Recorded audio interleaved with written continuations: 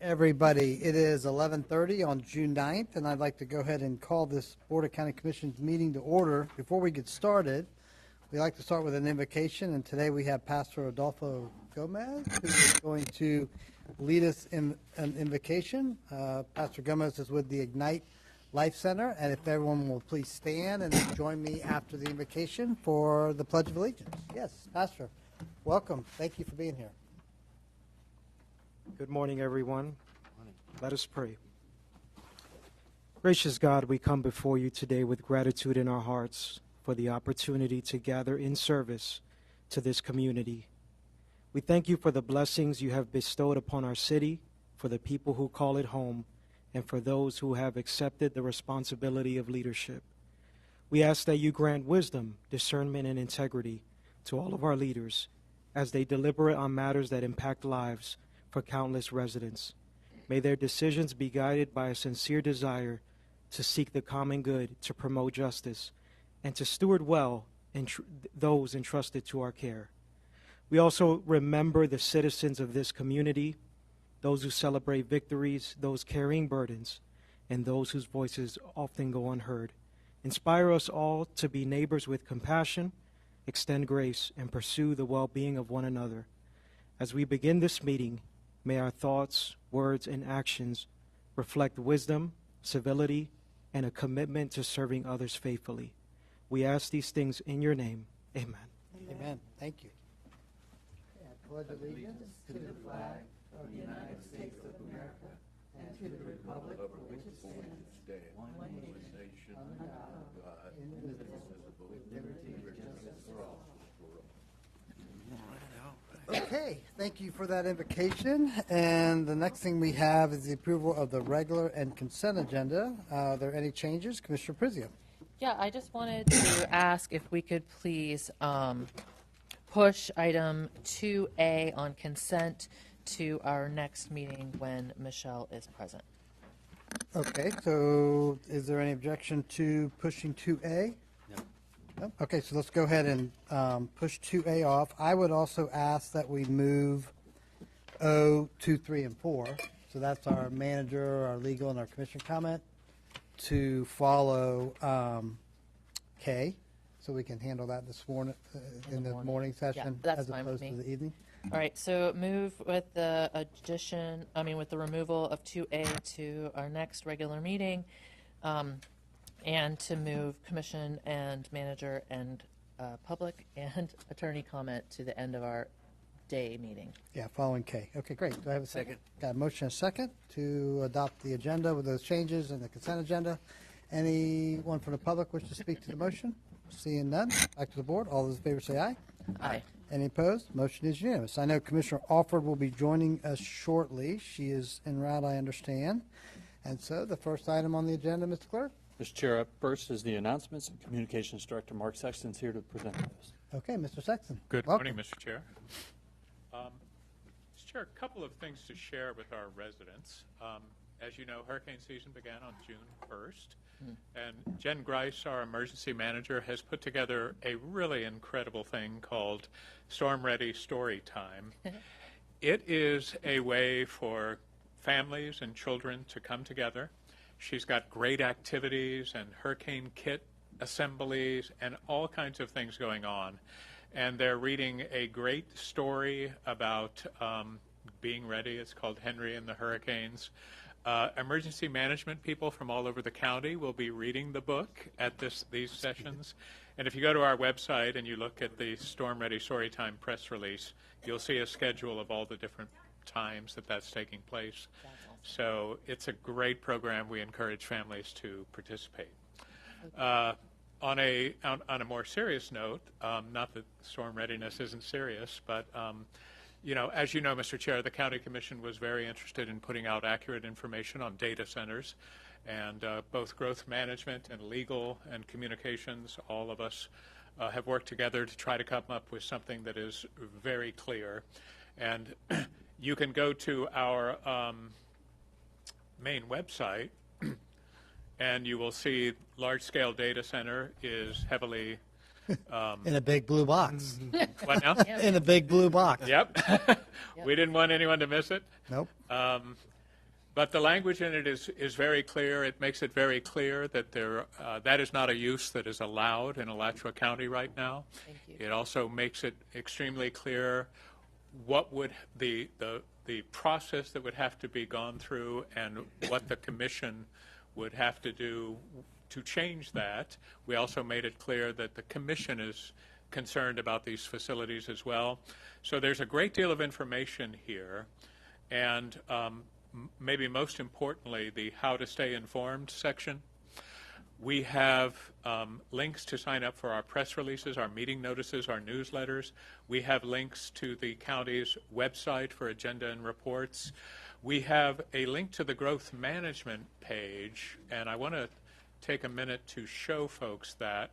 When you click on that link, it takes you to the growth management's email list where you can look for specific developments that you want to stay abreast of, and you will get emails directly to your inbox about those specific topics. Now, we don't have any applications on data center, so what Jeff and his team did is when you go to development application and you click that drop-down arrow, future data center projects is a topic that you can select. Excellent. And that will automatically get you those notifications. So we encourage people to read this. There's contact information if you need more information. It encourages you to sign up for our new text alert system, My Alachua County, and also to follow us on Facebook, Instagram, X, and Nextdoor. And Mr. Chair, those are the announcements. Okay, thank you, Mr. Sexton. I especially want to thank you for this. We had a very brief commission comment discussion about it a week ago. Great suggestions, Commissioner Prizia, for many of the things that were implemented, and thank you to Legal and Growth Management for jumping on that, and the Communications Department. Really appreciate it. You're welcome. Super. Okay, next up we have the approval of recognitions. I'll take a motion to approve those. So moved. Second. Motion and a second to approve our recognitions. Any discussion from the public? Back to the board. All those in favor say aye. Aye. Aye. Any opposed? That motion's unanimous. Mr. Clerk, what's the first one? Mr. Chair, up first is the presentation of a proclamation recognizing June 15th through the 21st as Men's Health Week in Alachua County, Florida. Okay, and we've got the Honorable Chuck Chestnut, the fourth, going to read that one for us. Thank you, Chuck. I like that. Thanks. It's pretty to call out. What is that? I don't know if there's anyone to accept it, but anyway, I'll start. Anyone here to accept it? All right, Chuck, it's all yours. Okay, it's on me. A proclamation declaring June 15th through June 21st as Men Health Week in Alachua County, Florida. Whereas Men Health Month is a part of an ongoing international effort to educate men, boys, and their families about the importance of preventative health screening, early detection, and healthy lifestyles. And whereas nationwide, men have a life expectancy that is approximately 6 years shorter than that of women and experience higher rates of chronic disease, including diabetes, obesity, cancer, heart disease, and premature mortality. And whereas Men Health Month provides an opportunity to recognize the mental and physical health needs of men and boys, while encouraging fathers and caregivers to serve as positive role models through preventive care, healthy living, and help-seeking behavior. And whereas the growing epidemic of death of despair includes death related to suicides, substance use disorders, alcohol misuse, and homelessness, underscores the urgent need of raising awareness of recognizing and undiagnosed depression, mental stress, and emotional distress among boys and men. And whereas the centerpiece of Men's Health Month is the National Men Health Week, a special awareness period passed by Congress and signed into law on May 31st, 1994, and observed annually through the efforts of Men Health Network to build healthy empathy, recognize, and understanding of unique health needs facing men and boys.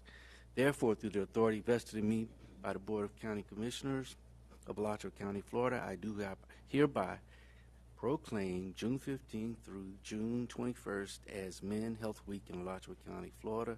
Duly proclaimed this 9th day of June, signed by our chair, Ken Cornell, and attested to by the clerk, Jess Irby. Thank you all. I think amateur Okay. radio week was actually Mary. Do you want to go get it? Yeah, do you mind? Okay, Chuck, thank you for doing that one. I'll be right back. All right, and I think our next one was going to be done by Commissioner Alfred, but Commissioner Prizzi is going to jump in for us. Mr. Okay. Clerk, what's our next one? The next one is a presentation of a proclamation recognizing June 21st through June 28th as Amateur Radio Week in Alachua County, Florida. Okay. If there's anybody here to accept it, you're Yeah, welcome to come if up. you are and here to podium. accept that, if you could make your way. Commissioner Anna Prizia is going to is, present that to you. Got her running shoes on this morning. Thank you, Commissioner Prizia. Yeah, I appreciate that. All right.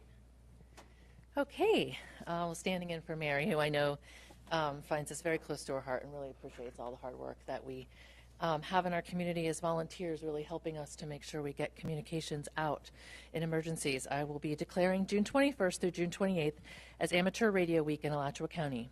Whereas amateur radio has historically played a significant role in developing worldwide radio communications and continue to provide a bridge between people, society, and countries by creating friendships and sharing ideas. Whereas amateur radio operators have provided countless hours of community service to local organizations and during emergencies through the decades. And whereas amateur radio operators of Alachua County and neighboring communities offer free technical training to all interested citizens. And whereas Alachua County recognizes the uncompensated services of amateur radio operators that provide essential emergency response organizations, including two emergency response organizations, including the state of Florida and Alachua County. Whereas Alachua County Emergency Management and the County Fire Rescue Department value the partnership of our amateur radio operators that have provided what they've provided during hurricane season to support emergency communications on behalf of impacted residents and shelters.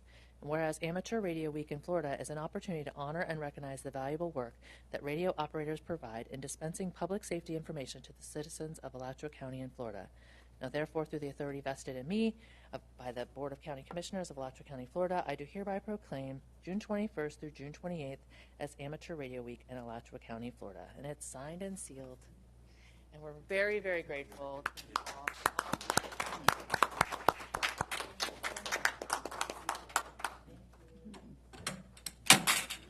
All right, Chief Taylor, who do we have here? Yeah. Yeah, thank you so much. I appreciate you taking the time to out of your busy schedule with this. In my mind, communication is essential to community.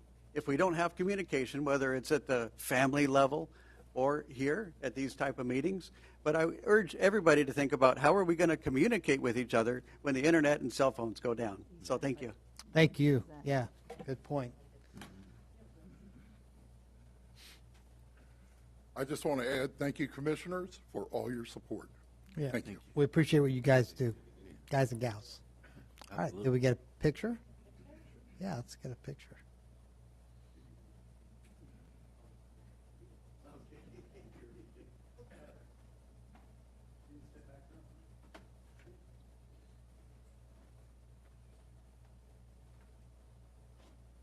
Amanda, if you could move in a little bit. Get you all together.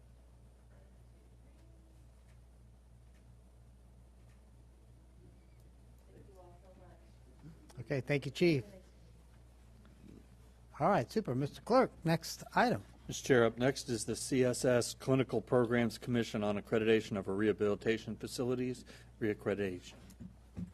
Okay, and Ms. Daniels, who do we have presenting this one? Okay. Got the whole crew. Yeah, their accreditation. Big deal. Yeah, it's a big deal. They did a lot of work. Good morning, Mr. Chair. Welcome. Josh McCumber, Assistant Director of Community Support Services. Today, I'm pleased to present the board with a certificate of accreditation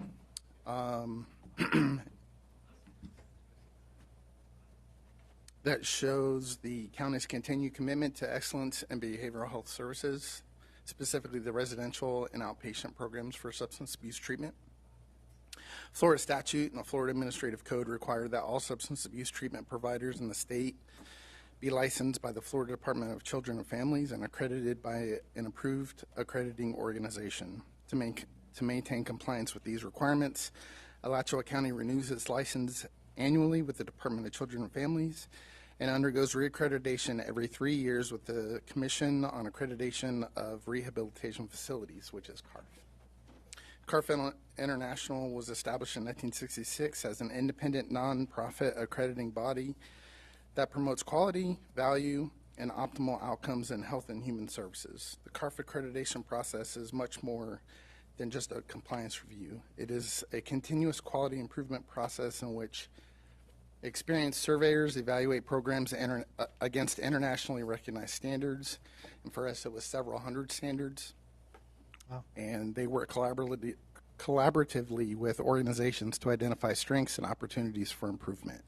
And the identification of improvements with our programs were in the single digits.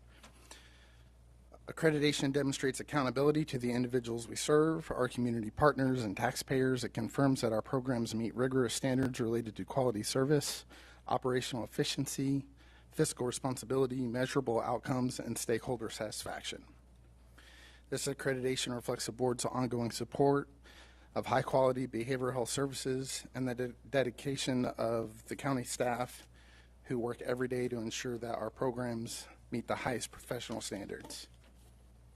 With me to present this certificate of accreditation today are staff members of Opus and Metamorphosis. With Opus, we have our clinical supervisor, Megan Hamblett-Moore, Vanna Vincent, and Melina Castro-Boucher, which are counselors, and I'll let Rebecca introduce Metamorphosis staff. My name is Rebecca Hunt. I am the clinical supervisor for Metamorphosis. With me today is Ms. Christine Parrish. She is our clinical lead. And I also have Chelsea Davis. She is our administrative assistant. And unfortunately, I was not able to get some of my other counselors. They are back at the office or working third shift, but I have Counselor Keith Woolard, Sherelle Mofo, I can hardly say her name, and then Joel Romulus. He is our newest counselor, and we have Don, what is it? Mentor, sorry, Don Mentor, and he is our third shift residential technician. And we are very proud of the work that we did. Aspire to excellence is what the PIN says for CARF, and that is what we do every day. Thank you, Ms. Claudia. Mr. Chair, Commissioners, Claudia Tuck, Director, Alachua County Community Support Services. We hope you're as excited to be receiving this as we were to receive it. And we couldn't have done it all without Ashley Baird, our accreditation manager. She really helped steer the ship as we were all learning the process. So we would like to invite you down to receive the certificate as well as a commemorative pin. Okay, So. big deal.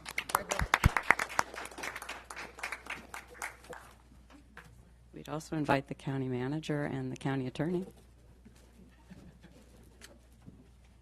Thank you.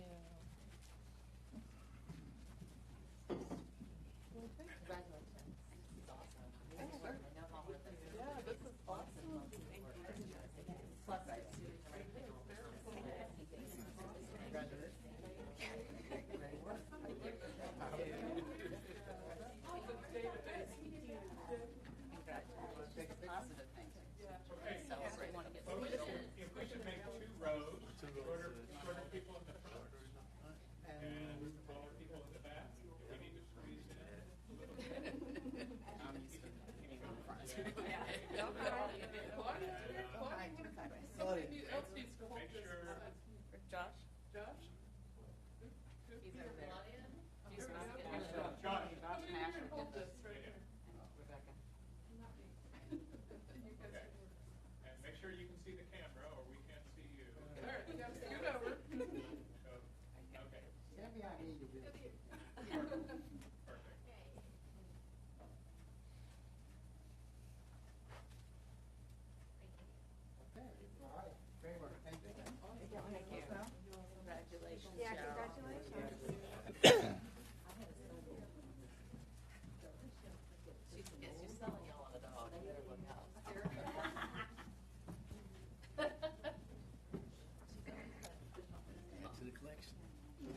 Mr. Chair, that takes us to the board committee items. The next item is the Rural Concerns Advisory Committee update and the annual work plan and accomplishments report.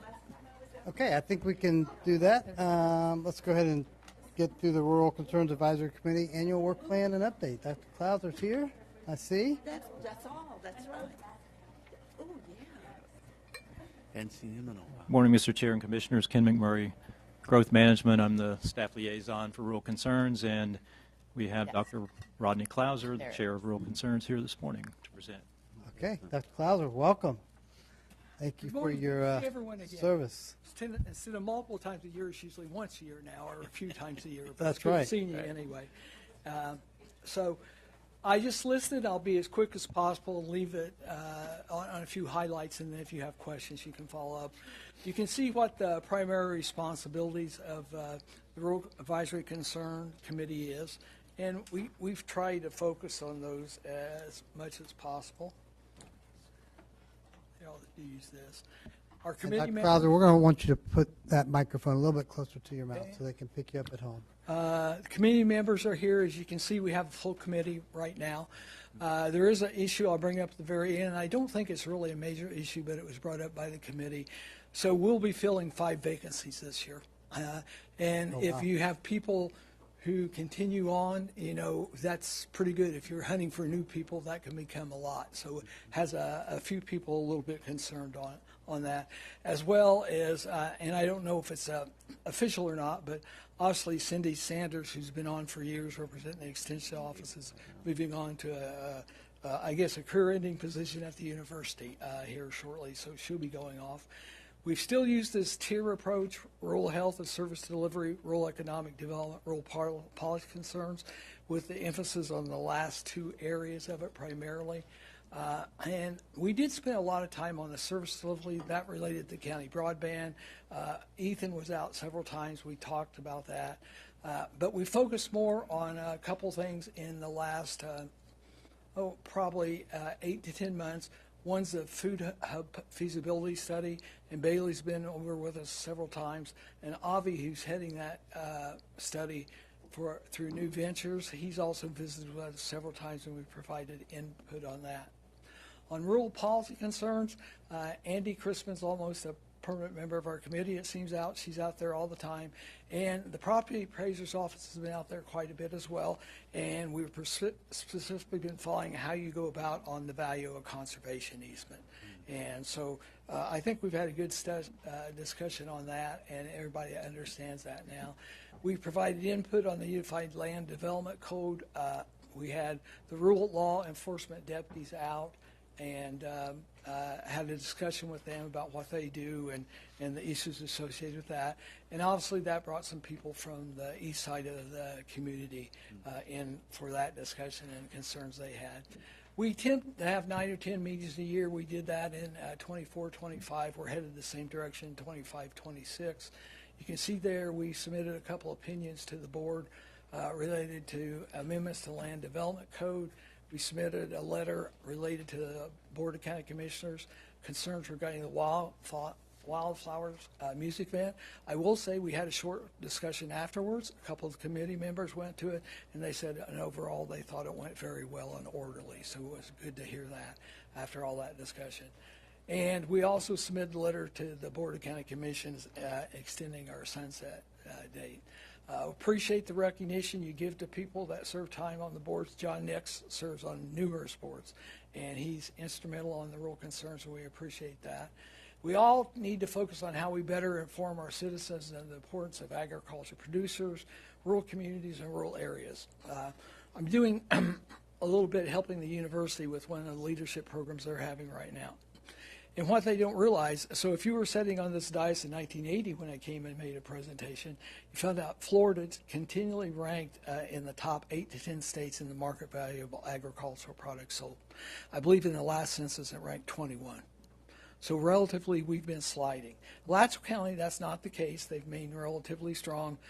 In presentation we did last year, there's been a little decline in acreage, not a lot. Still a major agriculture beef production area, as well as there's the vegetables and other activities that are going on. So Alachua County is doing well, but overall there's sort of a pressure there in Florida. It's been sort of on a downward trend. So we'll leave that with that. That's just a short of what we've been doing. If you got any questions or comments, I'll be happy to answer them. We do. We have some questions. Commissioner Prizio. Yeah.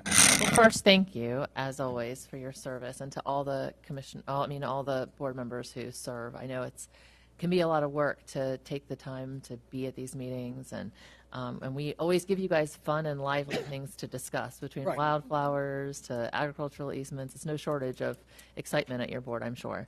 I did want to bring up, I really appreciate you all addressing the property appraisers stuff. We have continued to get, or I have continued anyway, to get feedback that there's challenges with the agricultural appraisal process. And I know that's not our board specifically, but continuing to liaise with their appraiser for ag and helping him to understand and educate him on how our agricultural systems work here, I think is really important. We found that he's had challenges with cover cropping systems, with dry areas that are non-irrigated but still part of farm systems, and the list goes on and on that I get calls about. And so I do think there's still a lot of opportunity there for education and coordination between our board and our extension services and our property appraiser on how they're handling and I think that. that's still going to exist. Ryder, who sort of heads up the ag division there, he's got some experience. That property appraiser is still relatively new. Yeah, and he's pretty new too. There are some challenging things. There's a lot of properties in Alachua County, and so what you tend to hear is when the issues come up, it's not quite right, whatever the reason might be, and so it's a learning process. The other thing, because unfortunately, over my career at the university, I was involved with this too much, but the property appraiser and the guidelines presented for appraising property in Florida is done through the Department of Revenue. And so they train the people in the property appraiser's office. They give them guidelines on discount rates and different things like that. And then it's for the county to say, if we want to change or bend that a little bit, they got to go in and support that and document it and be more aggressive about it. Right. And I think that's something you gain through experience and work over time. But it is an issue. The other thing is there's just too many properties for one property appraiser, for one person going out and trying to appraise it. Yeah. Well, I just wanted to say thank you and just continue to stick on that issue. I can tell it's still a major issue for our rural areas. And we're just excited to have y'all's input as we continue with the food systems work that we're doing with local food promotion, and just thank you to the board. Sure. Yeah, Dr. Klaus, I'll just say, I talked to folks around the state. Alachua County is really a microcosm of the state of Florida. We have the urban core with the city of Gainesville, but outside of the city of Gainesville, we are a rural community. I mean, we are largely, half of our population is largely rural in nature. The work that you all do, the board is a list of who's who in the rural community in Alachua County. It's great work that you all do. Really, really appreciate it. Only question, so I'm glad to hear that Alachua County is kind of maintaining its leadership role in ag. The state going from 8 to 21 in the last 46 years, is that because of development pressure? Well, it's a lot of things. So one thing, citrus freezes, it sort of started with there, citrus diseases, canker, and all that stuff that came along. People changes in consumers' diets and markets. Orange juice sort of went away. So you lost a huge commodity right there. Then there's the development issue associated with it. Florida is basically large producers in two areas. One is sugar cane, okay? And the second is fruits and vegetables. Yeah. And so you've got a lot of small fruits and vegetables. So you got a very relatively small strawberry industry down in Central Florida, but it's not going to get a lot bigger. There's not a lot of potential. There's a somewhat limited growing seasons with those crops in Florida. You have disease and pest problems that you don't have in other places. And the consumer's hunting for a market for us, whether it's a strawberry or grape, they want them year round. And so, we're not going to be doing that. And then obviously There was a major effort by the state in the 80s when they relocated the dairy industry from a lot of South Florida, and they moved it up this way, and that's when Suwannee and some of those counties became that area. So there's a variety of reasons. Yep. And, the production in Florida is especially challenging with the weather and the hurricanes and the heat. Okay, great answer. Thank you for that. Commissioner Alford. Thank you. I am curious about, the agriculture numbers going down and how much, some of that's disease and heat and all those things. And has there been a discussion in your group about relating that to climate disruption and looking at changes like we have in our climate action plan to do the research to find the best crops that are most suited to changes in weather patterns? Yeah, so there's not been any direct discussions. There's secondary and tertiary discussions that happen anytime you bring stuff up like that. The thing is, it varies so much over the state. Alachua County is relatively simple, and it's because you've got still a significant livestock sector here, as well as some of small areas of vegetables, say primary and stuff like that. You do some beef grazing and different things like that. You'll do some hay and different things like that. But relative to diversity and specialty crops you have in other parts of the state, it's completely different. Thank you. Okay, anything else? All right, Dr. Clauser, thank you. Just one last thing. Yes, So sure. here's the thing the committee brought up. Ken and I have talked, and I appreciate Ken and Ben's input on the staff as well. So we're going to have 5 vacancies. That worries some people on the committee. And we've been going along with that. It's probably not the best thing to have 5 with terms all expiring at once, because sometimes it gets drug out. But if that would be ever of a concern to you, Ken and I discussed it. Just let us know, and we could come back with some language, tweak it, it could maybe stagger it a little bit more. Ideally, we'd like to replace 3 or 4 every year. That would be ideal. But 5's not completely outlandish, but it seems a lot to a lot of folks. 2 at a time is Yeah, probably a I think better 2 to 3 at a time is probably much better. Does anyone object to them bringing back some orders for that? Yeah, so, yeah, Okay. please do that, and we'll have our communication folks kind of reach out to try to promote some more applicants in the coming weeks. Sure. Well, thanks to you and all you do in the support in the county. Thank you. I would just say that as you're reviewing that, I know you all have certain seats that are like sort of required seats based on certain entities. And historically, those have largely been like ag related, but there are other things that are rural concerns besides ag. And I think what we're hearing with our forward focus, which I believe you guys have had a presentation on, is a lot of the social services concerns around healthcare and around transportation needs and those sorts of things. So if there is a need or a thought to have somebody that's more in that social services safety net realm, we do have our Safety Net Collaborative and our Food Systems Consortium that both kind of work in that arena, and I know would be very interested in serving. So we can certainly get the word out through that network. And we had a person about a year ago who was in the healthcare area. Yeah, it would really open the application. So it would be great if we could get that back. He decided he got a permanent job and left Alachua County, I think, or left being able to have the time to work with us. Well, we can certainly get the recruitment out through those groups, which I think will really help this time around with the 5 seats. Okay, we appreciate it. Okay, thank you very much. All right, I think that takes us to public comment, Mr. Clark. Yeah, so 12 o'clock is when we like to hear from our public in the morning. We'll do another one in the afternoon. And if you will come on up, introduce yourself. We've got a little light system here. Green means, if you want to give that to the clerk. And Yep. he'll pass them Green means go, yellow says 30 seconds, and red means give it to the next person to speak. And I see Mr. Diaz, welcome. Good to see you. Hello, my name is Luis Diaz. Hello, commissioners. I'm bringing you my written statement so you guys can follow along. Town Tioga just got approved for its phase 22nd. Thank you. But before the county can release the permit for construction, Alachua County Public Works wants us to sign a new taxing SID funding, where the county gets funding for future maintenance. This is maintenance for future roads. We're in agreement with the collection of all these funds. We're not in dispute of that. However, we're in this disagreement with the evenly spread among the lots of different sizes and values. We are a traditional neighborhood development that implements home site lots of different home sites and values within the same phase. We understand that this is different than your standard cookie-cutter neighborhood. This Phase 22 is made of 60% of large lots that cater for large homes, the 3 or 4 car garages, plus golf carts, with large frontage and sidewalks.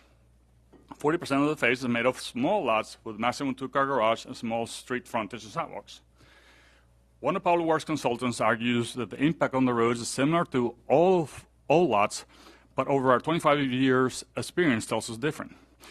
You cannot argue that a family of 4 to 6 in a 4,000 to 5,000 square foot home with a 3 to 4-car garage will have the same road impact as an empty nester on a fixed income on 1,800 to 2,000 square foot home with a 2-car garage, especially when you consider that the part of the funds are for sidewalk repairs and large lots have double or triple the amount of sidewalks. Please ask Public Works to allow the SID agreement to be brought before you to discuss its approval. Again, we're in favor of the implementation of the tax for all the funds requested by Public Works. We're in disagreement on them being spread across all the lots evenly, as this will hurt for folks in the lower end of the markets. It has been 2 months since we have been in a deadlock over this issue, and our phase construction remains on a standstill until this gets resolved. Okay. Thank you very much. Diaz, we will address that as soon as we're done with public comment, so just hang tight with us. And it's not often that we have someone come up and say they are in favor of taxing, so thank you for that. Next speaker, please. Welcome. Hello. My name is Tom Morris. When I spoke with you last, you were kind enough to respond to my thoughts, but the responses I got led me to believe that I was communicating poorly because they had no relationship to what I was asking.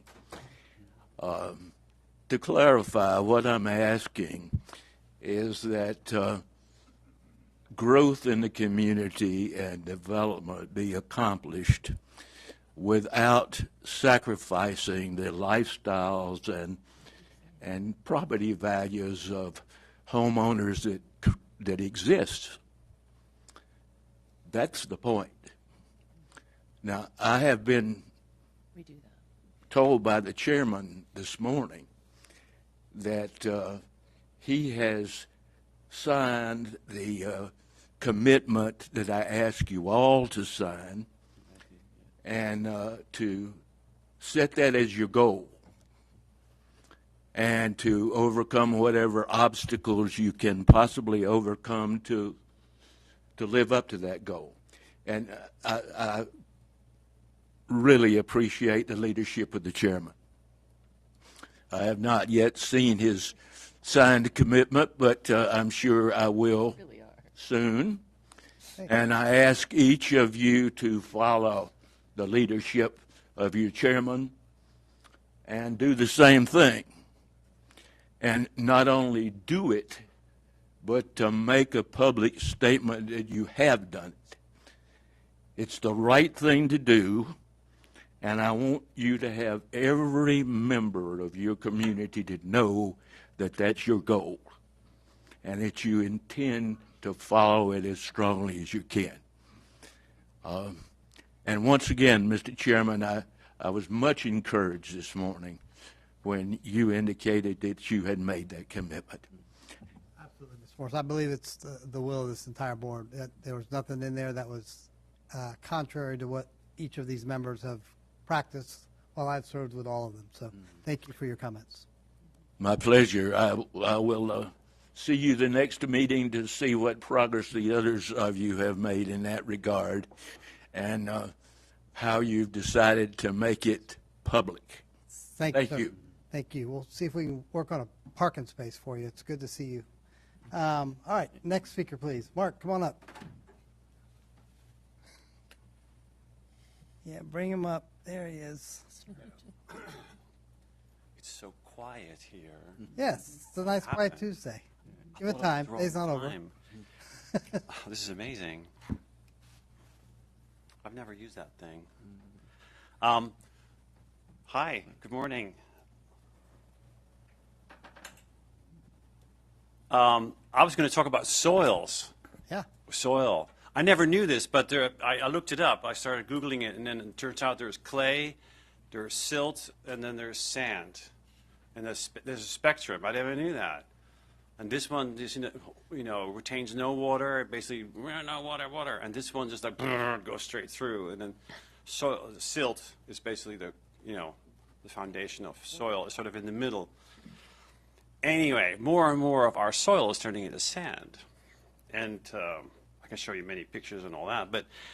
And it's a great part because of the whole mowing thing. So you see these patches, and then what happens is, it's Thursday. I was mowing Thursdays, but it hasn't rained in 3 weeks, and then mow anyway. And then the grass that is there is kind of like struggling for moisture. You know what I mean? And only some can win, if you will, and then they survive. And then you have these sort of little patches in between. It turns out that you can turn soil into sand in about like 4 to 6 years if you just go at it, hard way. But for sand to recover back into soil can take like decades, because all these leaves need to come back, they need to be sort of decompose, and it needs to get thicker and thicker and thicker and thicker, and that can take decades. So I was thinking, because more and more of our soil is turning into sand, which is really hard to recover, this sort of this thing where if you do this whole mowing thing and you mow the edges, you let the center, you have these worms and they're like roots, you know what I mean? Like somehow like communicate that soil is like good. Soil is the reason you're here, and soil is the reason I'm here. Soil is the reason we have birds, that we have raccoons. Soil is the reason we have life on the land. The ocean is a different story, but soil is the number one thing. And it's so easy just to make it happy just by leaving some of the leaves there. And we've gotten into this habit over the last couple of years. They say it started with this French guy, I forget what his name is, Louis XIV or something. He was the first one to actually have people, at the time with scissors, do the lawns. And at that moment, it sort of became like a cultural thing. And we just took it over. But anyway, soils are super important. And they're really easy just to not mess up by not doing too much with it. So that's the soil. I'm learning. All right. Mark, thank you for your lesson, for today's lesson. Appreciate that. Anyone? Soils also retain water better. Yes, they do. Anyone else in the chambers? Mark, anyone on the phones? No one's on the phones? All right, we'll go ahead and close public comment. And Commissioner Prizio. Yes, I guess I hear loud and clear Luis Diaz's issue. I think he's got a real point. It doesn't make any sense to me either that someone who has a lot of frontage and uses a lot of the infrastructure would pay the same amount as somebody who does not. So I would ask that we refer this to staff and ask them to come back with as quickly as possible so that his project can make it through with a recommendation with regards to a revised standard so that it can be based on the lot size or based on the value of the property. I don't know exactly how that would work, but we have other models where we're doing phased fees based on sizes. Or fire fee is that way, or stormwater fee is that way. So I would imagine this could be similar. So I would just ask that staff either bring that back to us or revise the standard in-house and make sure that this is moving forward in a way that is fair for everyone involved. Okay, we have a motion. Do I hear a second? Second. Got 2 seconds, so that's good. Commissioner Alford and then Commissioner Wheeler.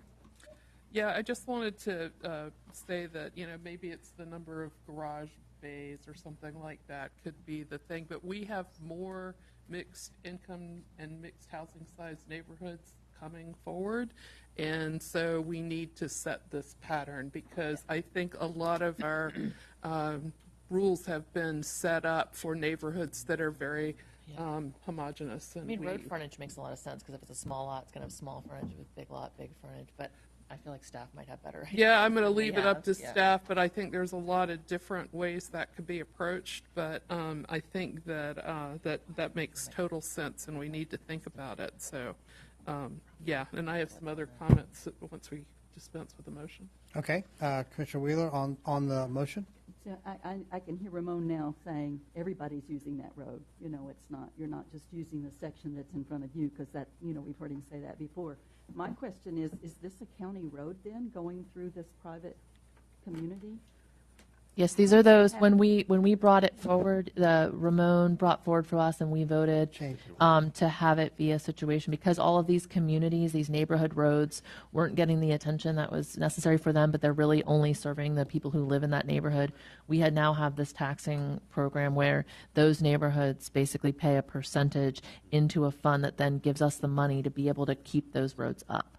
We voted on that. It was a policy change that we made about 2 years ago. Yep.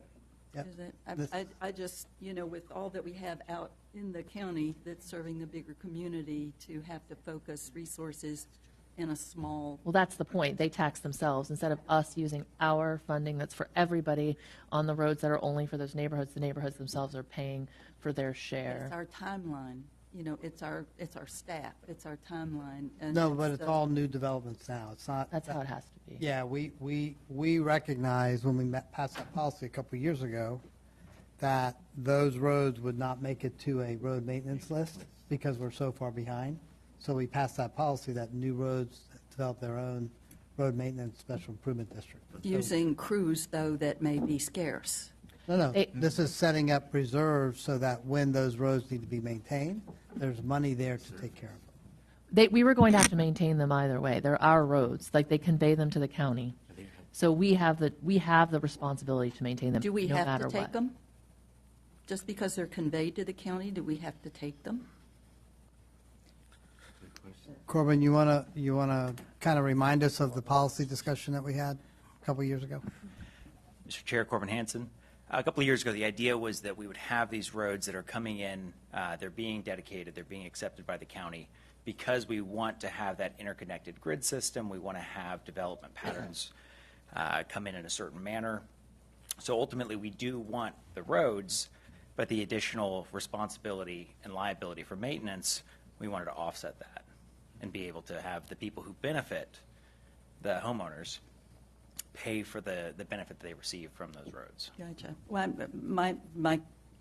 my confusion with this is that often it's not the money situation as it is the access to crews who can actually get in there and do the work. And if we're using crews to get in there for a new development rather than using and I'm talking about our in-house folks.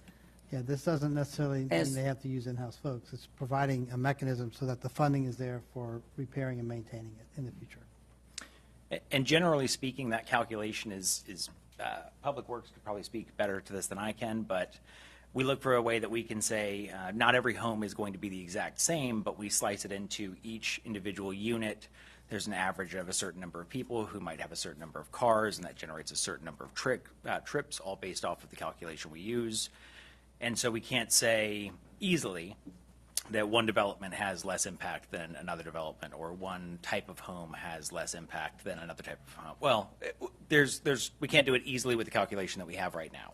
Right. So that's what I mean. As far as ways that we can do it, we could work with Public Works to try to come up with what other options we would have for calculating that.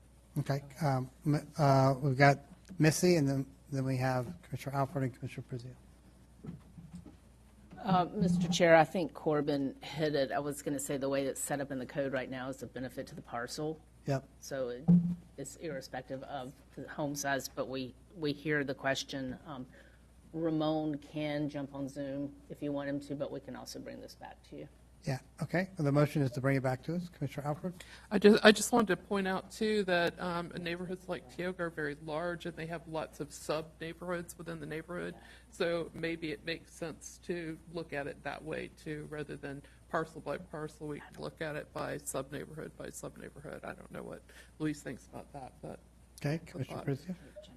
Yeah, I guess I just want to say I hear you. I guess I feel like in every other instance that we're sort of doing fee-based services, stormwater, impact fee, all of these other ones, fire rescue, we have sort of a process by which it's sort of like, this is your home, this is the size of your home, this is the impact. There's some base level fee that's charged no matter what, right? Because paving the road is paving the road and they're all going to drive on the road. But then there's this calculation that we do that basically either based on the value of the home or maybe the road frontage, whatever it might be, that then accounts for the fact that there may be increased impact when you have a larger piece of property that's worth more money and has more cars and more things going on. So I do feel like maybe there's some middle ground we can strike. And I know this might take a little bit longer than you anticipated. So I think the question for you becomes sort of how quickly can we get that done? And for Mr. Diaz, who's already been in gridlock for 2 months. I can't speak for Public Works, but I'm happy to work with them to see what other options we do have. I just know that in my discussions with them, the calculation that we do have built into this, it makes this difficult, this particular request. So we would have to look at what other options we have. Okay, so we've got a motion to refer this to staff. Is there any further discussion? Is it a one-time fee, or is this a yearly thing, a tax? This is the annual special Annual improvement tax, district tax. okay. Yeah. Spread the cost out. Spread the cost out. Marion County's got, I think, hundreds of these, so perhaps we can place a couple calls. I don't think we need to reinvent the wheel. I tend to intuitively agree with what I read and what I heard from Luis. I'm familiar with Tioga. There are units that house 1 or 2 people. There are units that house 9 to 10 people. There definitely could be some nexus for a variable fee. Doesn't have to be overly complicated, but I think it just needs to accomplish the goal that we set out a couple of years ago, which is to set aside enough money to maintain the roads going into the future. Okay, back to the board. All those in favor of the motion, Are we say going aye. to take public comment to the motion? Oh, I thought I opened it up. Oh, I'm sorry. Public comment on the motion. Yep. One last addition. I'm not trying to, sorry, Luis Diaz again, Town of Tioga. I'm not trying to make things complicated. That's what I came up with is 60 to 40% because it was 60% of the area was the larger lots and 40% was, so I try to make it simple. Okay. And, but again, we're trying to get the same amount of fund. Yeah. That they're, the public works. Oh, I like simple. I like what you came up with. Okay. Any other public comments? Okay, back to the board, to the motion to refer to staff. All those in favor say aye. Aye. Any opposed? That motion is unanimous. Okay, I saw, I know we've closed public comment, but I saw some of our distinguished guests come in from Santa Fe. So is it okay, board, that I open it up for public comment? President Brody, come on up. We've gotten through public comment. We're kind of moving quickly today, but we all received your letter, and I wanted to give you an opportunity to speak to the board. We certainly appreciate you being here today. Thank you. Commissioners, I really just came to say thank you. Thank you for 2 things. One is your partnership with us for the County Public Works Building, where we launched the diesel mechanics program. You may or may not know that program filled the capacity on day 2. Oh, wow. Wow. That's great. Yeah. Worthy of a press release. The other thing that I want to say thank you to you for is 83rd Street. We have 70,000 visitors visit our zoo. We have upwards of almost 100,000 visitors come to our Spring Arts Festival. We have visitors come on a regular basis to our performances and to our planetarium, to our Earth Science Museum. And we have 20,000 students that travel the road every single day, let alone our employees. And moving the timeline up for Northwest 83rd Street is going to have a tremendous impact. And I just applaud you for moving the timeline up. And I applaud you for the partnership that we have together. And I look forward to continued partnerships between the county and Santa Fe College. I want to say thank you. We got some lights here, so hang tight. We're going to go Commissioner Prizia, Alford, and Wheeler. Yeah, I guess I wanted to pass back thank you, a big thank you to you all for the collaboration. Really excited to hear about that filling and excited about potential future opportunities for similar certifications in other trades and particularly in the food systems world, which is the world that I'm very passionate about, but also in many other places. And I wanted to send my apologies for not being able to be at the gala at the last minute, but I heard it was a rousing success. Yes. And I just wanted to say thank you for your work to be committed to economic development and upward mobility and jobs that don't require long-term education but can get done with certificates, with short-term degree programs, and give people tooled up to the skills they need to do the jobs that are going to help them reach those goals. Thank you, Commissioner. Commissioner Alford? Yeah, everything that Commissioner Prizia said, and I also wanted to say we need to connect again about childcare because that's an ongoing conversation. But I also wanted, I made a promise that I need to keep. In the fall, we had a celebration of life for my brother at the planetarium. and the director of the planetarium came in on I believe a Saturday evening to do that for me, and he did such a fabulous job. And I told him I was going to tell you how great he was. So I will pass am that on to telling James. telling you now that was fabulous. So thank you for that. That is a wonderful resource to our community, and it was a great place to have a celebration of life. So very kind. There's your public thank you to you and to 300,000 other folks watching. Okay, Commissioner Wheeler, that's very nice. Thank you. Thank you, Dr. Brody. I just wanted to remind you there's a really good road headed to Hawthorne. I know. It's an excellent road. There's no bumps. There's no holes in it at all. Smooth sailing. Thank you so much, Thank Dr. you, Brody, for Commissioner. even considering all of that and working with us on it. Absolutely. Thank you, Commissioner. And then I'll wrap this up, Dr. Brody. So, yes, at the gala, I mentioned to you about Teamworks with the Children's Trust. And Goodwill was at our Children's Trust meeting yesterday, and they were commenting about the success of the Teamwork program, and I brought up our conversation. And he responded that he's already been in touch with Santa Fe and that you all are already working collaboratively together. And a huge thank you for that. Absolutely. It's making a big impact. I will say to my colleagues, commissioners, in my 12 years, I can't remember a better relationship with this board and Santa Fe College, largely due to you and your leadership team. They are really, really great, and we thank you for that. And I will say at the gala, the man at the podium there multiple times recognized your commission, your county commission, as a partner in the success of really what we are doing for our entire community. So Takes thank all of you. us. Yeah, thank you for that, and really appreciate you coming today. Yeah, thank you. Okay. Have a great day. All right, have a great day. All right, we will close public comment again. Oh, you want to come up? Okay, yeah, it's open. Let's go ahead. Sorry we missed you earlier. Hello, I thought I'd take this time to share a few thoughts that are on the same theme. First of all, if for any community to grow, it takes turnover of money in that community. And for decades, the East Side has not had much turnover of money in their community.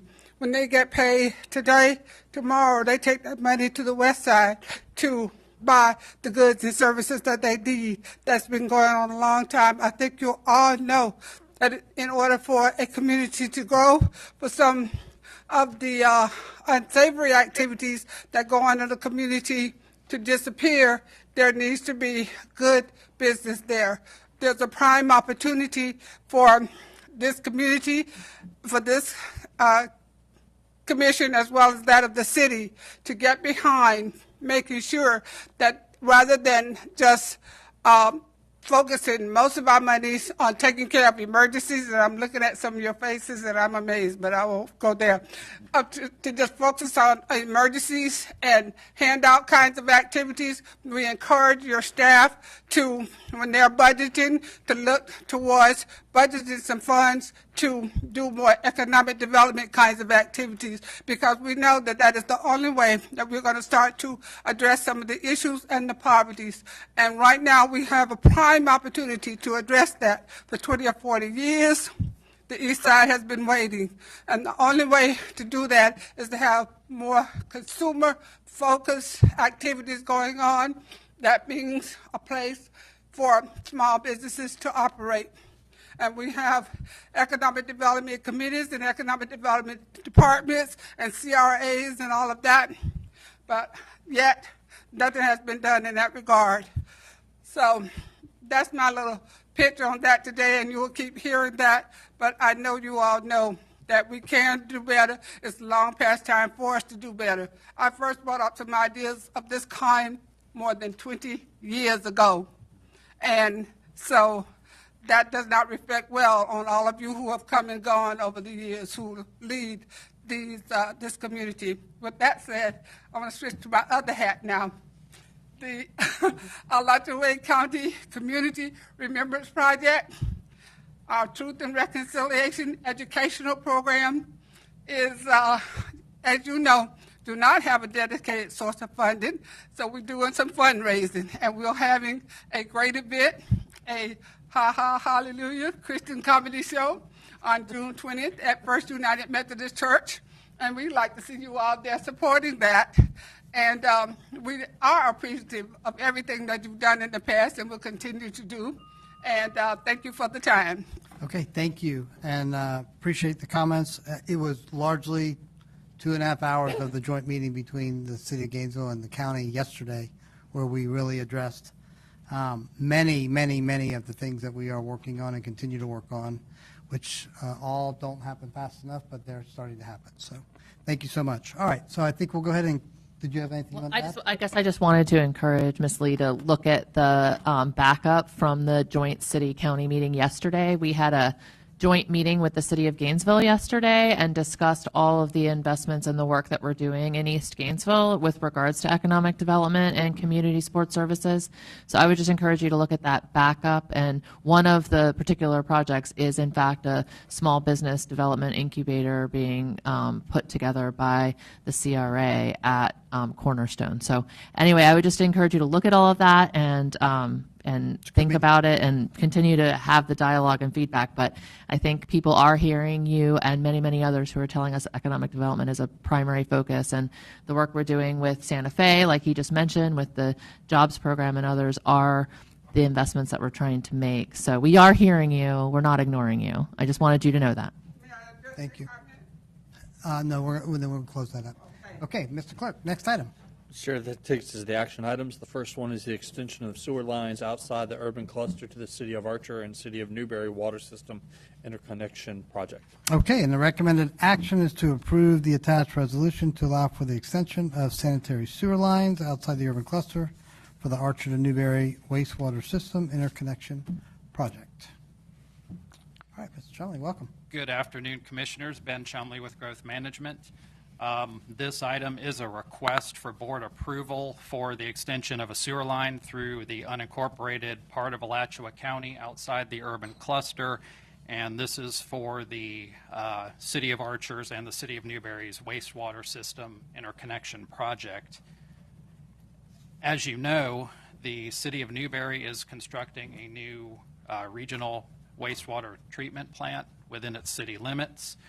And the City of Archer and the City of Newberry have entered into an interlocal agreement wherein the City of Archer would collect and transmit wastewater from within its city limits to Newberry's new wastewater treatment plant, which sits within the city limits of Newberry. And that force main will extend through some parts of unincorporated Alachua County, which is outside of the urban cluster, and so that prompts a requirement under the Alachua County Comprehensive Plan for a board approval. So here is a location map of the proposed force main. It will run from a pumping station within the city of Archer north up to U.S. Highway 41, which is also known as State Road 45. And then it will run northwest along the west side of US 41 into the city of Newberry, where it will connect to a Newberry lift station, which is located around Southwest 30th Avenue. The force main is going to be 8 inches in diameter, and the total length of the force main is about 44,500 linear feet, which is about 8 miles. You can kind of see on this map the gray shaded areas. Those are city limits of either Archer or Newberry. And much of the force main route will be running within either the city of Archer or the city of Newberry, but there are a couple of places where it would run through unincorporated Alachua County. Those unincorporated areas are designated as rural agriculture under the county's comprehensive plan, which is a maximum of 1 unit per 5 acres on any development that might occur there in the future. And as I mentioned, the cities of Archer and Newberry, they entered into an interlocal agreement.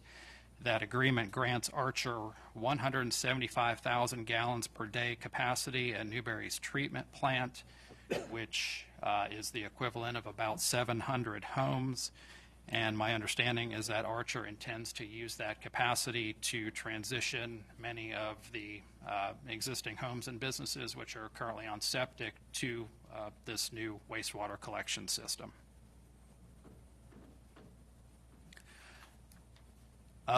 The comprehensive plan identifies certain criteria upon which the board could base a finding for approval. In this case, well, all four of the criteria are shown here, but in this case, staff would suggest that A or B would be a potential basis. For item A, this project would convert numerous septic systems within the city of Archer to sewer, which would have a public, a public health benefit by reducing nutrient loading into the environment. As you know, Archer is located within the Santa Fe River Basin Management Action Plan, or BMAP area, and so converting septic to sewer in BMAP areas is generally a desirable outcome in terms of water quality for the county. And for item B, this project would enhance the safe, effective, and efficient delivery of centralized sanitary sewer services within an existing urban service area, that being the city limits of Archer. So staff believes that this is consistent with either A or B of policy 3.1.5. And the resolution, which you have in your backup, identifies both items A and B as the bases for approval.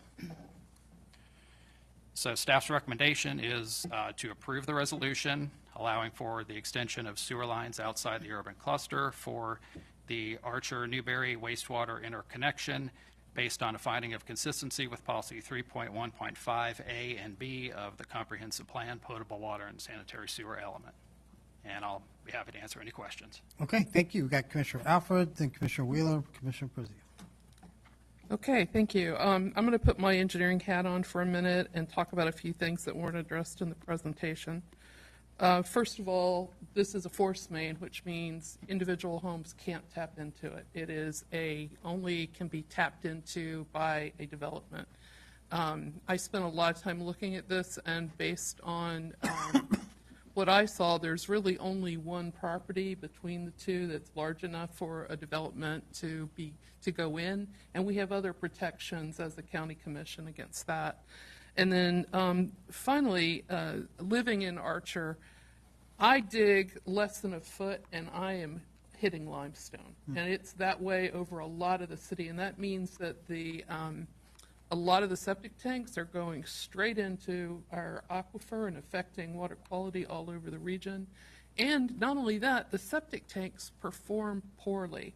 And so we have many houses where there's a public health issue with the septic tanks there. So I'd like to make the motion that we accept staff's recommendation. Second.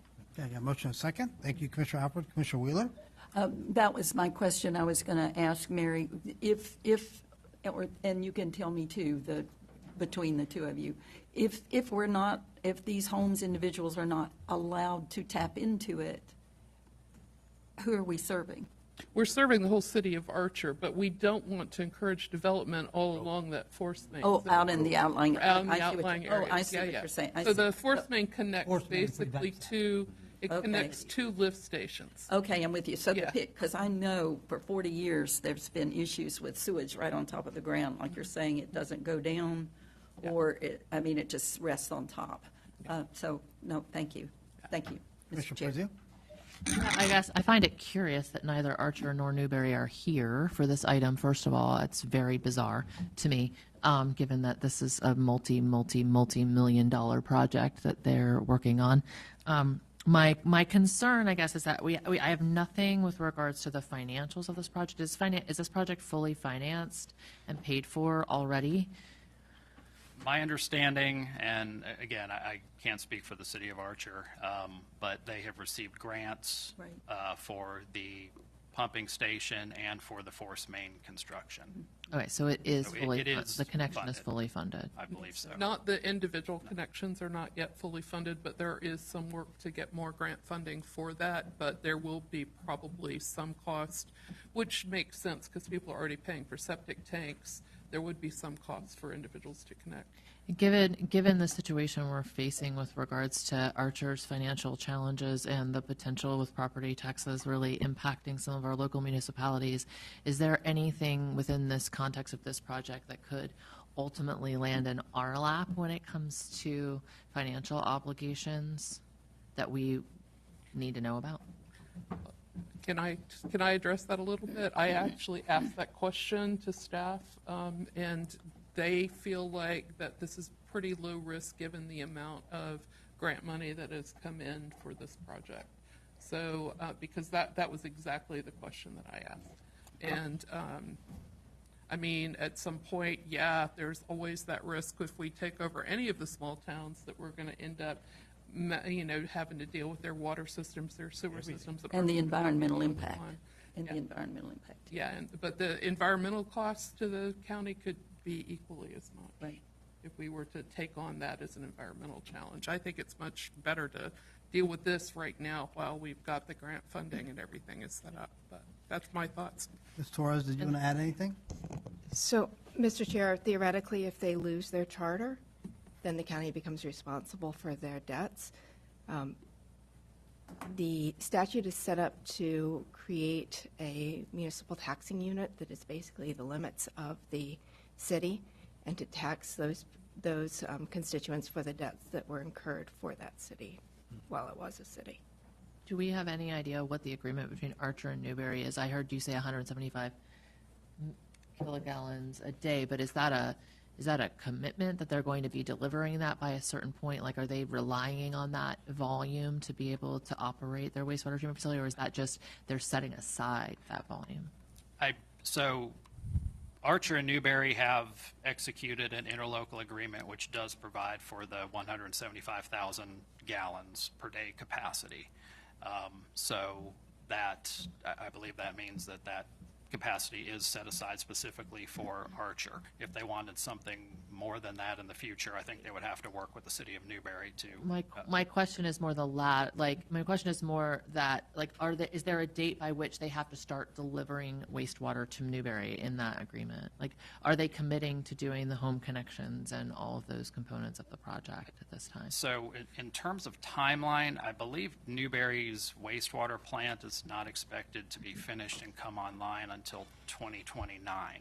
So there's a few years there. So it would be that at the earliest. I don't have the interlocal agreement in front of me. I have looked at it, but yeah, I'm not sure if there's a date by which Archer will provide the connections. Mr. Chair, Jeff Hayes, Growth Management Director. I don't think we have any information that if the question is, could the Newberry plant expansion not operate without the Archer flow, and I don't think that's the case. Okay. So. Okay, thank you. I think they're just reserving that capacity for Right, I'm just making sure there wasn't some kind of like required delivery of, a certain volume to make their system work. I just wanted to make sure that wasn't the case. No. Okay. Okay. Any other discussion? All right, to the public, we've got a motion on the floor, staff's recommendation. Anyone from the public wish to speak to the motion? Back to the board. My only discussion item is the question that you asked, Anna, could become a question that we are talking about after November 5th. We'll just have to see what happens.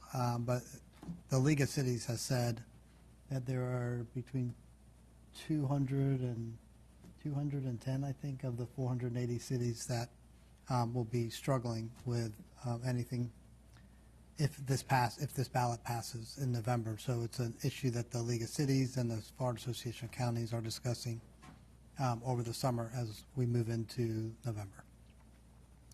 All right, all those in favor of the motion say aye. Aye. Any opposed? That motion is unanimous. Ben, thank you. Thank you for the presentation. All right. Mr. Chair, Next that item, takes Mr. Clerk. Item 2, which is the request to advertise for county-initiated amendments to the Unified Land Development Code for traditional neighborhood and transient-oriented developments. And the recommendation is to hear staff recommendation and approve the request to advertise the county-initiated amendments to the ULDC for a public hearing. Okay. Good afternoon. Jacob Stout with Planner with Growth Management. So after a couple years of back and forth with the board and stakeholders in the development community We're back with the refinements to the phasing elements and design elements of the T&D code. So the presentation kind of goes over updates to Chapter 402, which includes the application requirements, phasing, and the DRC authority on minor changes. Updates to Chapter 407, Article 7, which include clarifying and strengthening existing design code and providing flexibility in currently prescriptive elements of the existing code. And then through this presentation on any slides where there's code language, the underline is the addition and the strike through is the deletion. So I'll start with the 402, Article 19, which is the application elements for T&Ds and TODs. The section is organized as outlined on the slide, but I'm going to go through the requirements, phasing, and minor changes first, and then talk about applicability at the end of this. So the current code mandates a specific number of phases that's based on the proposed uses that the developer proposes, prescribes a range of and balance of uses required within each phase, and then the development triggers that a developer is required to meet for moving from phase to phase. And the proposed changes in this code update would remove some of those mandates and then refocus it on existing infrastructure that can support the uses that the developer is proposing. So the proposed code would require phasing, but would allow a developer to decide the number of phases that a project needs. It allows development to occur if the infrastructure exists to support it, and then if other code requirements are met. And this is kind of aimed at addressing this issue that we heard over and over again from stakeholders a little bit before the board, that the market conditions have changed since this code was originally adopted, and we're trying to provide a little bit of extra flexibility so that these projects can be realized.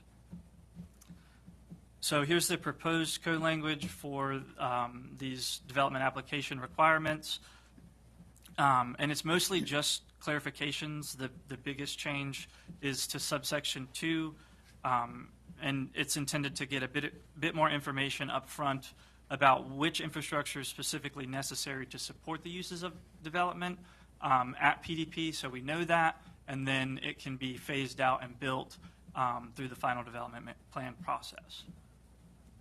Can I ask a quick question on this? Sure. My quick question is, I know we have this sort of Central Point Village Center Transit Supportive Area space.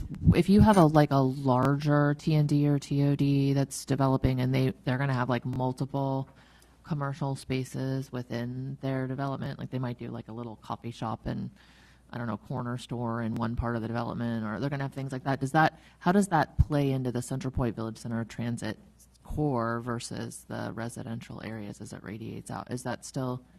Yeah, so one of the changes actually further in the presentation is about reducing the minimum requirement for what uses are required in the village center, okay. So that there can be more dispersion across the development, okay. So that some of those smaller residential neighborhoods are a bit more like traditional neighborhoods where you might have a shop on the corner of your street that you can walk to. Great.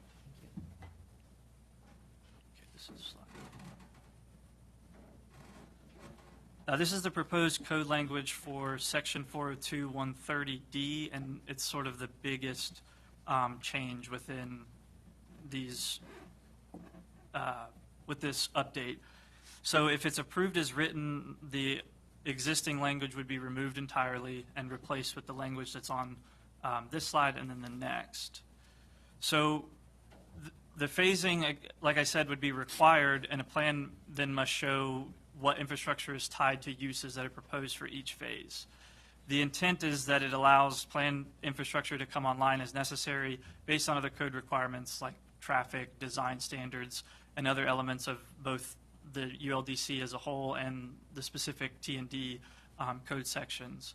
And then wanting the infrastructure to accommodate the uses within the phase. And as I've sort of said a couple times, the goal is that a master plan PDP sort of identifies the areas of development that are required per the T&D or TOD design code, and then construction occurs as financing and construction timelines allow. Phases might consist of one of a single block, multiple blocks. They might be entirely residential, they might be entirely non-residential, or have a mix of uses. We're just trying to open up some flexibility. The second part of this section replaces the existing triggers for moving from phase to phase in the multi-phase developments. And the goal here is to maintain the balance of uses by limiting the amount of a single use, either residential or non-residential, in an overall development that can be constructed to a max of 80%. So if you had 80% of your residential uses, you would be required then to get final development plan approval for 20% of your non-residential uses, or vice versa. And then that gap tracks along until you've constructed 100% of your residential, and then the rest of it can fill in behind it as the market allows. So, can I ask? Yeah, sorry. So to be clear, they could build 80% of their total residential units before having to construct any commercial, is what you're saying, essentially? Right. And it's sort of similar in some ways to the existing code, because it's the triggers are tied to final development plan approval. So I realize that it's a larger jump than the constraints that we have now, and I know that it might result in developments with a lower mix of use in the short term, but I think our goal is to get the infrastructure network that allows development to come in incrementally as the market conditions to support, simply because it's difficult for a retail business to operate without customers. Right. Right, I get it. And then on the one just prior, I'm just trying to be clear, like, this is sort of opening up phasing a lot. Is that right? I mean, you're just saying, like, I could even phase a block at a time if they want to, is what you are essentially saying. So, I mean, how does that change, like, the process approvals and how many times they're going to have to come before the DRC or the board with regards to those different? They would receive board approval for the PDP. Right. So that would be the one main approval, and then depending on how they outline their phases with their PDP, then they could have a bunch of hearings before the DRC, similar to like how Luis, who was up here earlier, has done with the Phase 22. Phase 22, Phase 23. He's taking off small bites instead of doing big bites at once. And we're just trying to provide the opportunity for a developer to make that choice. And it really isn't substantially different, I guess, in some ways too, because a lot of times they'll do like phase 1A, phase 1B, and then a unit within those things. I know that that's like common in some of the subdivisions that I've reviewed, to see them that way as well. So it's trying to eliminate some of the mandate that, you're a big development, so you've got to have these three phases where these constraints may not make sense on their end, and we don't see the information that they see all the time. Right, I get it. Commissioner Wheeler? I have a question about our legacy properties. Have we, at one point we were talking about the idea of housing and business on that site.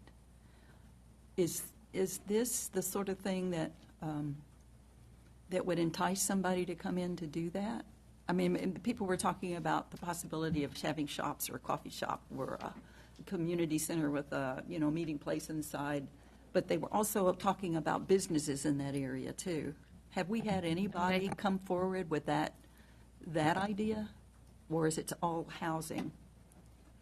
Off 15th over there behind Lincoln, that property we own. So Missy, I think, that's coming back before us in 2 weeks? It is, Mr. Chair, and it's also in the city, so these regulations wouldn't apply. But but there is a land use and probably zoning, I'm looking at Jeff, that's mixed use on that property, right, on the legacy property that allows for it. But you will be seeing what was submitted with some mixed uses coming to you. So that is still out there. And Mr. Chair, that property is within the city's transect zones, which are mixed use by right. So the use is pretty wide open on those. It allows business, office, and residential. I guess I had forgotten it was city. We've had so much involvement out there. All right. Thank you, Mr. Chair. Yep.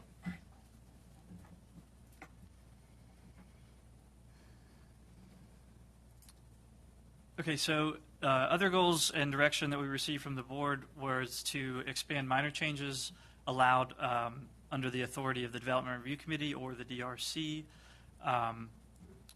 This list applies to the preliminary development plans that have already received commissioner approval on the key elements of the development, your resource protection, where your roads are going to be, and connections to other existing infrastructure. So the current code only allows reductions of entitlements or uses, be it residential or non-residential. So the proposed language is to change that so it allows a reduction or an increase that applies to those different types of uses. And the language on the next slide is specifically either 5% or 30 units, whichever is more. Why 30 units? We did a little bit of analysis of the existing PDPs that we have, and the average of all of the entitlements that are approved is about 30 residential units.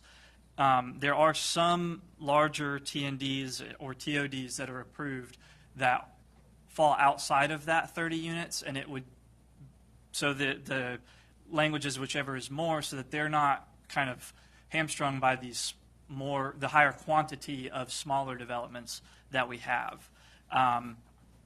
And in those large developments, again, the infrastructure that's necessary is kind of already approved. They would have to go through and resubmit analysis of what the additional unit counts would require in some changes, but the infrastructure is already planned, and they're going to go through that Development Review Committee hearing process. And in any case, the density and intensity regulations, both in the comprehensive plan and the ULDC, would be required to be met. So the large ones that maybe have a range approved, that they base it off of what is the comprehensive plan maximum allow, they wouldn't really have any room to go any bigger because they've already received the approval for the maximum. But we're trying to make it as fair as possible for those larger ones where 30 units doesn't really help get a project realized. Mr. Alford? Yeah, on number 5, the replacement of multi-story mixed use and an otherwise complete TND. What does that mean exactly? Okay, so the current code requires that the multi-story mix requires that there's, I forget exactly the percentage. I want to say it's 25% of your non-residential has to be in a building that is multiple stories. Mm-hmm. So a coffee shop on the first floor and Right. an office building on a second floor. Right. And I think that while those things are worthwhile goals from an urban form Mm-hmm. perspective, it can be kind of difficult if I know land financing values- is often very difficult for mixed-use Right. buildings, but Oh, yeah. but if we don't have some pressure to have them, then that situation's never going to change. So I feel like we have some pressure for mixed use, but we're not like mandating. Is that kind of what you're saying with this change? Well, Yeah, hold on, simply Bill. because a lot of the developments that are already approved that have this, they've, the areas is just sitting. Where we've had some pre-application conferences where maybe a developer wants to put in a single-story coffee shop or some other use, but because we're having to say no because you have to build the additional story, and And does that sentence in an otherwise completed TND, so that would be, I get it. There's no- I've just, yeah, at the end. the Hale Village Center's done this successfully. Tioga's done this successfully, although they have less residential on their second floors and more businesses. I just want to make sure that we're not just giving them an easy out. So. Well, I guess can you just be clear that this is only in an instance where they've already completed their town center and other places where mixed use and multi-story is required? There further in the presentation, simply this part is specifically for those that are built out. Built out. But we are proposing to remove the requirement for it in the 407, which is where this part provides the ability to go to DRC to change that PDP spot, to revise their plan so that this could be built in an existing TND. But in the code update in Chapter 407, the TND language, we do propose to remove the requirement for multi-story mixed use. And I think then the other goal we would have is to update maybe the redevelopment code or other elements so that in the future, when the market or land values allow the construction of those can be redone. And Jacob, they would still be allowed to do it. It's just removing the requirement to do it. Right. Correct. I just think I hear Mary's point, though. I mean, what we're finding is, what we don't want is a bunch of empty buildings like we're finding in certain parts of Gainesville. But those are because they're building a bunch of commercial on top of or underneath residential, and the demand is for residential. In this instance, I think it's talking about, it's still, it could be residential, but oftentimes it's commercial above. It's like 2 stories, and it's like those CVS that have the weird office space above that nobody uses. Right. Because they just sit empty That's for right. forever. And Storage. I get that, but I also hear her in terms of like as we grow in urban density, there is gonna be more demand for those spaces. And if they have to be redeveloped in order to be created, it's kind of like, then it's a whole, Yeah, I don't feel like, we hear should you. look at the poorly designed options that have gone in some of the downtown spaces where, they built a 1,200 square foot office space and tried to rent it at the bottom of an apartment building because they didn't do any needs-based analysis as to what the, market needed. And I feel like that was just them checking a box because they were meeting their pro forma completely on the apartment side. Right. And so that's like a whole different situation than in a well-designed T&D or TOD. So I don't know. I know that this is difficult from a, I feel okay with this one of replacing it in an Yeah, already completed T&D where they've just got this out parcel that's supposed to be a 2-story building and it's just sitting there undeveloped because they can't afford to build the 2-story and there's no demand for the 2-story. or like what happened in the Village Center in Hale was they had just odd parcels and people looked down like, I don't know what to do with that piece of property, Right. but you just needed a good architect. So, because we did those, so I don't know. I just feel, I have a lot of mixed feelings about this. So I'll probably talk more when we get to the rest of it. Okay, so then the next one would be then the changes to phase lines and phasing schedules. The current code only allows changes in phase lines that do not result in changes of entitlements of a phase, which is kind of self-defeating. If you can't move your phase line to accommodate new entitlement that gets your first phase off the ground, it doesn't make a ton of sense to do it. So allowing that to be changed where there's a shift of up to 5% of entitlements within a phase increases that flexibility. And then it would be, again, before the DRC. The conversion of commercial to affordable housing is separate from the changes listed in 1 and 2, and it uses the existing buy downs that were already adopted. We just didn't have yet a mechanism for it to go to DRC to have that approved.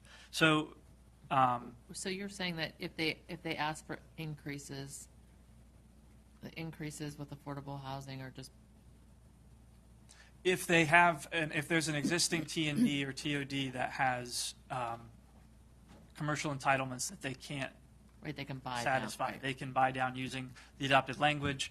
That change would go to the DRC under the proposed code language. And I think that for all of these changes, the review from staff is still required. The DRC is a quasi-judicial public hearing, and the main goal for us is that the agenda scheduling is a bit more predictable. The lead time for placing an item on the agenda is less. So the goal, again, is to increase that flexibility for some of these projects as they're going through the construction process when they're impacted by these conditions that we don't control. But they're still adhering to that public hearing process at the end of the day. So then this would be the language in the code. Replacement all of those 25% multi-story buildings containing multiple uses.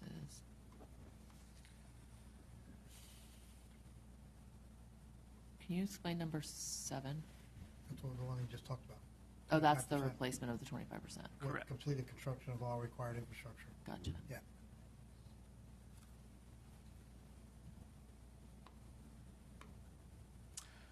Okay, and then this is that applicability section. It's at the beginning of 402, but I wanted to talk about all those other things first before talking about how it all applies.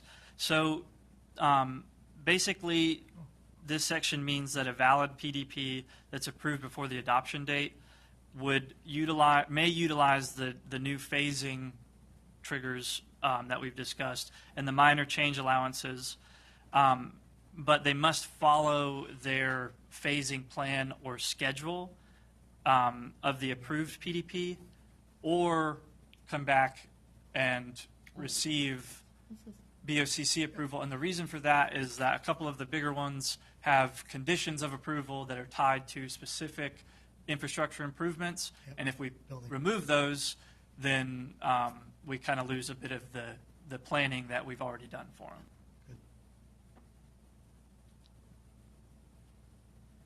Okay, so the remaining portion of the updates are related to specific design standards in Chapter 407, including those mix of uses, the residential and non-residential uses, the liner building design, screening of off-street parking, criteria for extended block multi-use paths, and then a couple of extra ones.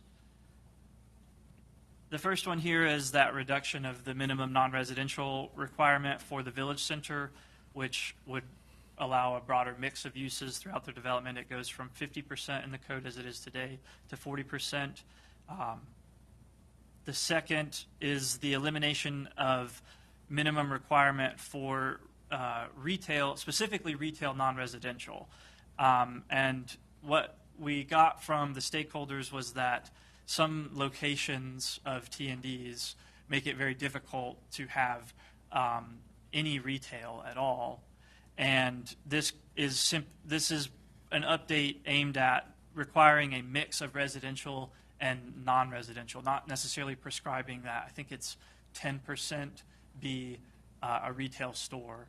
And also what this does too is makes it a little bit easier in the future when a use changes hands. An office closes and retail wants to come in, or retail closes and an office wants to come in, or retail closes and a childcare wants to come in, and they've got to come back to us and hear, no, unfortunately, childcare won't work in this T&D because you don't have 10% of retail anymore, but the market kind of already explained that wasn't working. The elimination of the requirement for multi-story buildings we've kind of touched on already. This would apply to future ones, so we can discuss more whether or not that's a route that the board wants to go.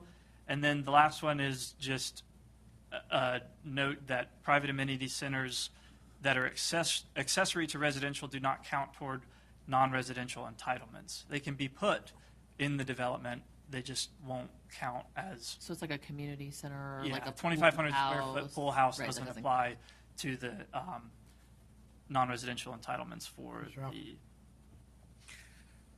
So I just want to make sure I'm understanding this right. So we still have in the village center the requirement for residential. We're just changing the requirement from being in a mixed-use building.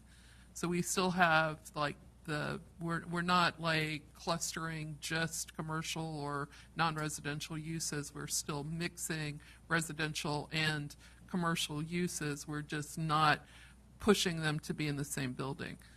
Unless it's one of those limited uses that requires it to be, like there's a couple, mainly drive-through uses or automobile. Right. They would be required to meet that standard, but no. The reason why I'm asking is the whole point of the whole mixed-use argument, well, for me, a lot of the point is not just the urban creating the urban environment, but it's for environmental reasons, right, and for the walkability and all of that. So I think I feel okay with that. as long as we still, keep the residential component requirement, I think I feel okay with it. Okay, good. Yeah, and I think from that perspective too, one of the ways that we looked at it was that if you can walk next door or across the street to a non-residential use, or you can walk downstairs to one, they're kind of similar in where Well, we're at now. it's similar as long as the residential spaces aren't fronting the street where you're wanting a strong commercial presence. So the residential, like in many places in the Hale Village Center, you've got the residential uses behind some of the commercial uses, and that works too. Right. So, yeah, okay. I mean, I will tell you, as a former owner of a mixed-use commercial residential, they are I'm very familiar. very difficult to get financing. Yeah. Those days, it was only a 2 or 3 year period, and they've long since passed. So I like this change because of what you just said. Walking downstairs across the street to the non-residential versus walking downstairs to the non-residential are largely the same as long as it's still in the development. Well, right, and it's well-designed. And I well-designed, mean, and because that's, when I see some of these places fail, to me, a lot of times it's a design, they didn't take a lot of thought in the design process as to how this works. Right. Okay. Thank you. The code currently doesn't have a standard for what a liner building has to be. So we've established a liner building standard and requires, so based on a minimum depth and then a utility connection requirement.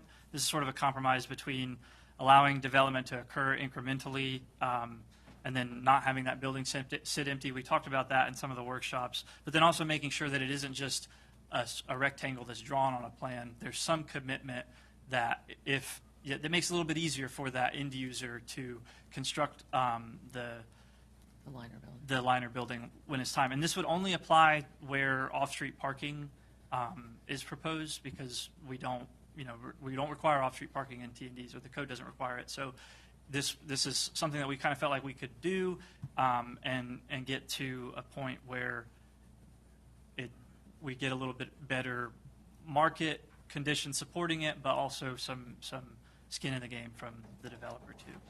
And then the one thing that we did add after some feedback was the line with limited exceptions allowed for the placement of utility infrastructure, because it can be difficult when they get to the utilities beyond our review, and trying to make it a little bit easier for them to work with all the different agencies that are involved. So where off-street parking is not lined by buildings in the current code, it's pretty prescriptive. It's that last strike through at the end. All of those things are required if you don't have off-street parking lined by buildings. So what we did with this was said that it must be screened from the street through one or more of the following, allowing them to pick a few different things that fit the character of their development and are a bit more fair in some regards. So this is an example from Baldwin Park in Orlando, which is kind of, it's a form-based code development, but it's like a T&D. And I think that is a pretty nice example of that's a good one. screening that doesn't meet our current code. Got it. Okay. We're codifying access to off-street parking and the measurement for the purposes of calculating block perimeter coverage. Oh, they're going to be happy about that. And we're seeing some inconsistencies between, was it the outside of the drive aisle or the inside of it? So we want to make sure that that's clear. Establishing a standard for the extended block multi-use path requirement. Again, this was actually kind of less prescriptive than that screening requirement, other than the trees. But we wanted to make sure that the space was sort of planned for up front with the PDP when you've got this bigger user that has a big parking lot, but we still want to connect those neighborhoods to the commercial that are farther away.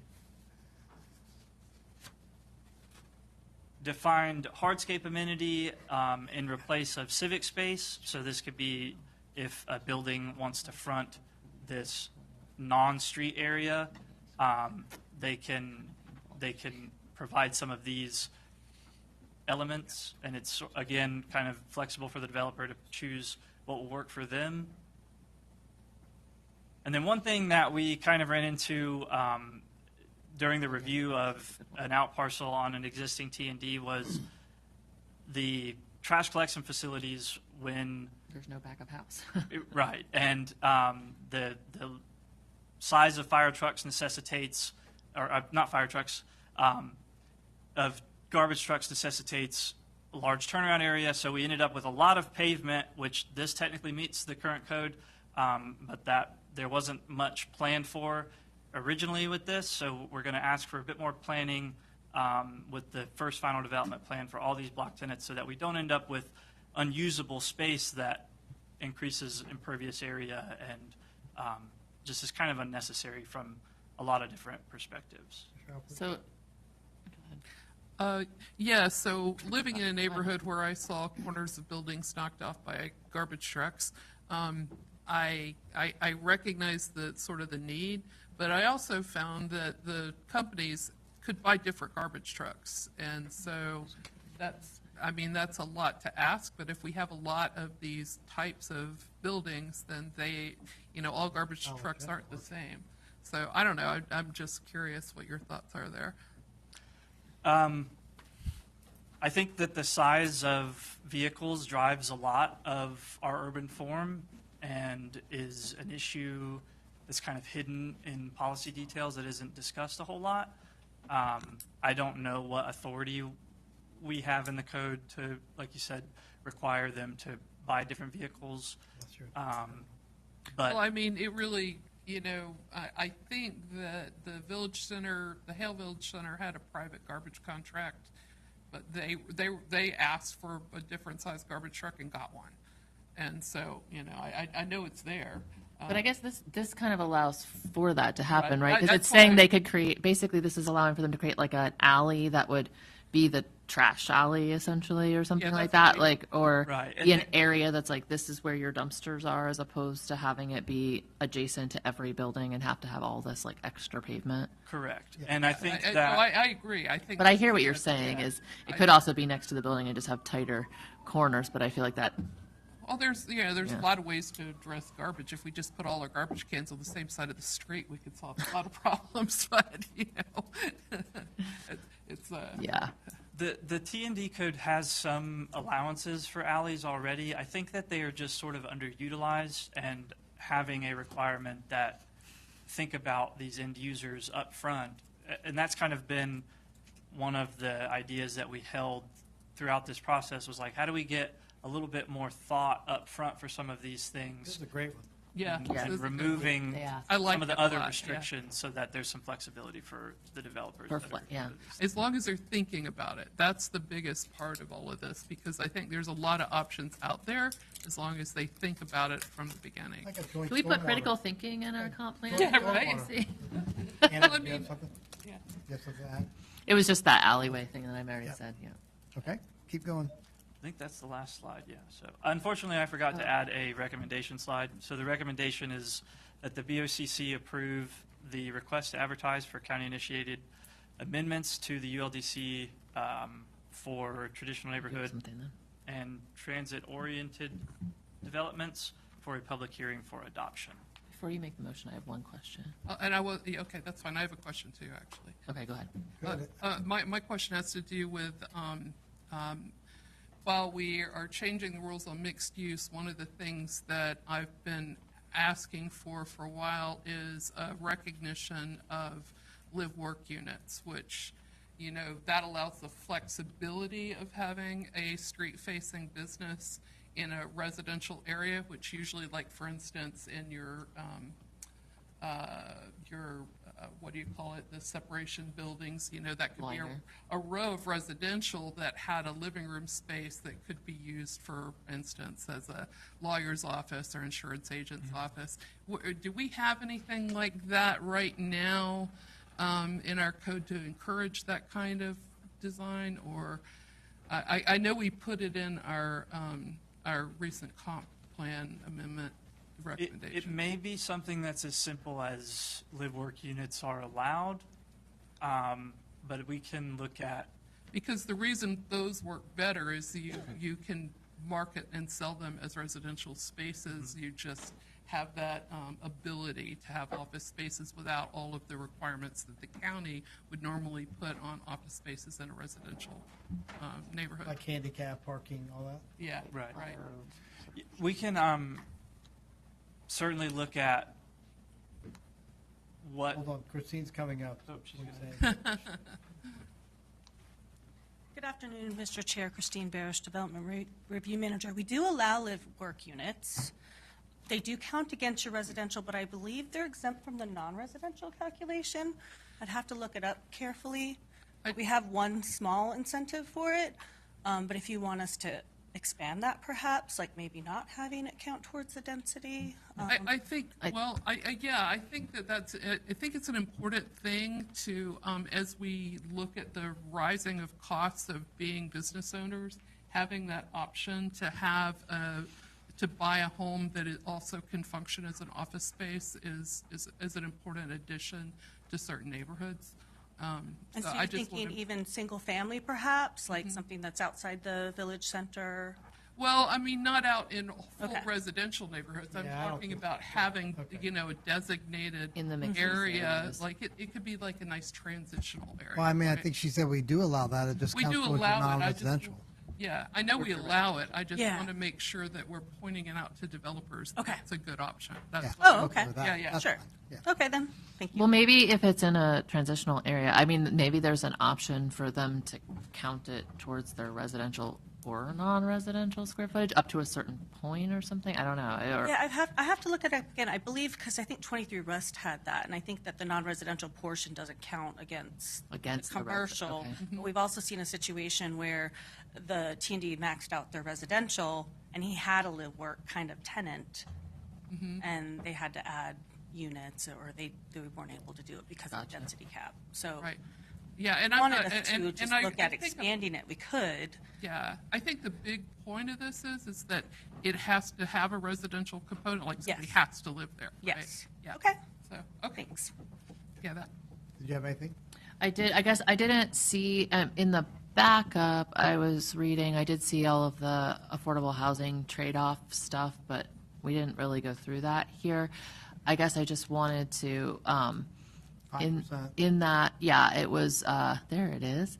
I wanted to suggest that the density bonus, the 4 units per acre wide, where 25% of additional units are at 80% AMI, that would mean that 1 of every 4 units they get would be affordable.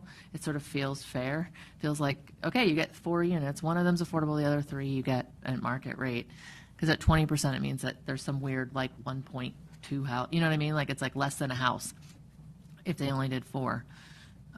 For example. Yeah, why do we have 4 units but 20%?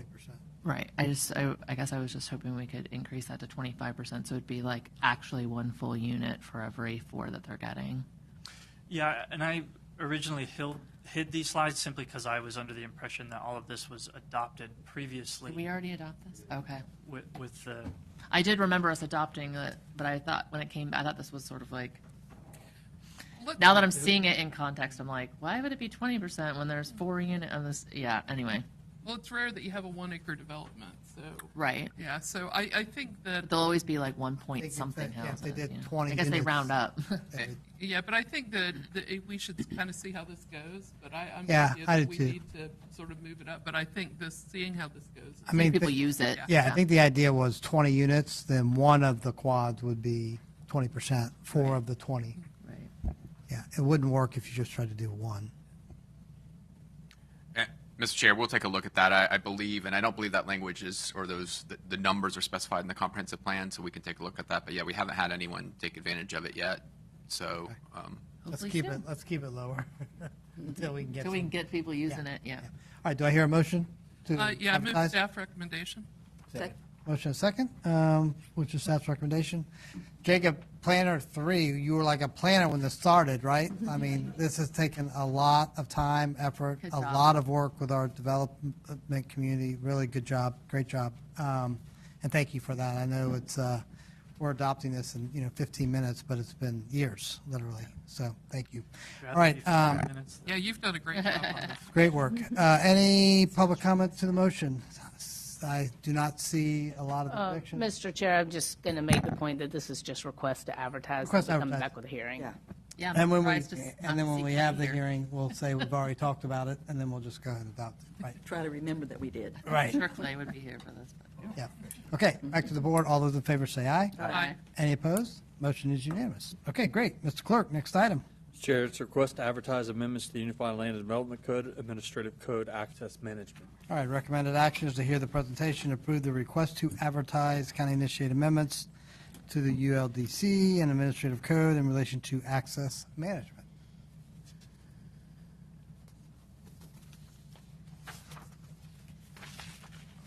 Okay.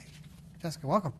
Hello, thank you all so much. My name is Jessica Klutz, and I'm a senior transportation planner here at Alachua County. And today I'm going to be discussing the Transportation Access Management Unified Land Development Code, Article 13, and Administrative Code, Chapter 51, Code Update Request to Advertise. So the primary objectives of this code update are to move code language relating to external site access management into the Administrative Code from the ULDC, update some technical references throughout to be the latest and greatest, and to clarify language relating to access management, traffic impact analysis methodology, and pedestrian analysis throughout. So to quickly discuss the purpose of this update, Public Works and Growth Management staff are concerned about large developments occurring on unpaved and not built to standard county roads, which this then creates safety and maintenance issues as the current Unified Land Development Code cannot be applied in incorporated parts of the county. This can then cause issues to arise when developments outside of the county, so within municipalities and incorporated areas, utilize county-maintained roadways that are not currently built to standard. This update is also going to provide minor updates to technical references to keep county standards up to current best practice and clarify several code sections without changing the intent of the code. So just briefly regarding some public outreach and collaboration, several drafts of the proposed language that you see in your staff report were shared with Public Works and Growth Management staff, and we collaborated to get this version that you all have before you. And then draft language was also sent for input to the municipalities, Public Works, and Planning staff for review, and as of the time of this presentation, we've not received any comments from them. So next, I'd like to first go over the ULDC updates regarding transportation access management. So briefly, the proposed ULDC updates include to move sections relating to external access management to the administrative code. This will also update section numbers and references throughout the code to accommodate sections transferred to the administrative code. And you'll see a table of all these required sections and number references included as part of the staff report. And then just briefly, this slide lists all the sections of the ULDC relating to off-site access management, which then would be moved to the administrative code as part of the update. Just for clarification, these code sections would still apply to development in an unincorporated Alachua County. It just also would then apply to those developments occurring on our roads in incorporated areas. These are all relating to external access management, not internal street networks or anything like that. And then, so to discuss the language updates, the current ULDC language lacks reference to all types of development that should access a road built to county standards. We believe that lots and subdivisions is vague and can be interpreted several different ways. So we would like to clarify this language to indicate subdivisions as a whole and be direct. So the proposed language would then read, all new subdivisions, lots in subdivisions, multifamily development, and new non-residential developments shall be accessed via a paved public street or a private paved street constructed to county specifications. That just adds kind of everything we'd like to cover into that. So can I ask a question?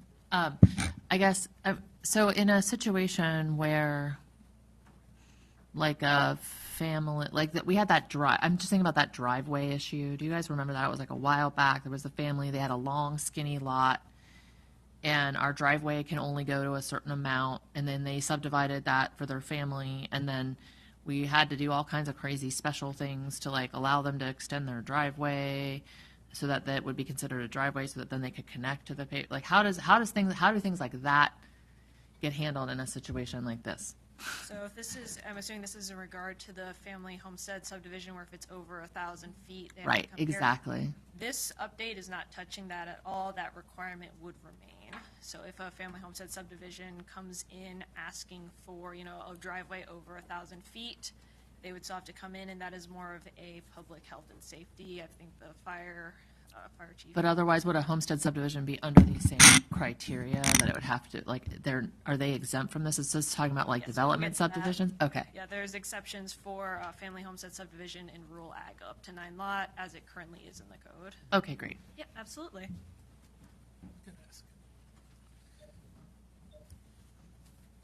And then to quickly discuss some of the technical document references that are updated to be more accurate, we're going to include a more accurate reference to the Florida Green Book, and then we have a traffic calming figure that does not have any title on it, so we put the illustration number on it so that it can be properly referenced and easily known.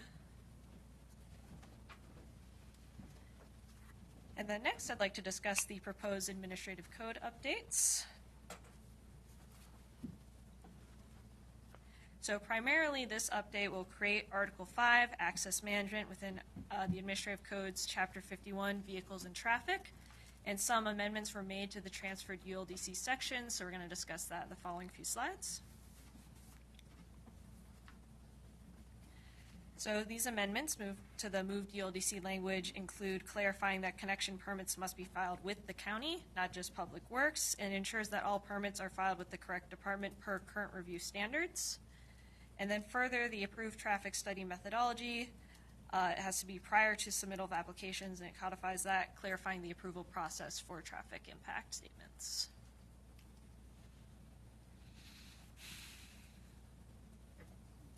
And similar to our ULDC update, technical references are improved, as seen on this slide here.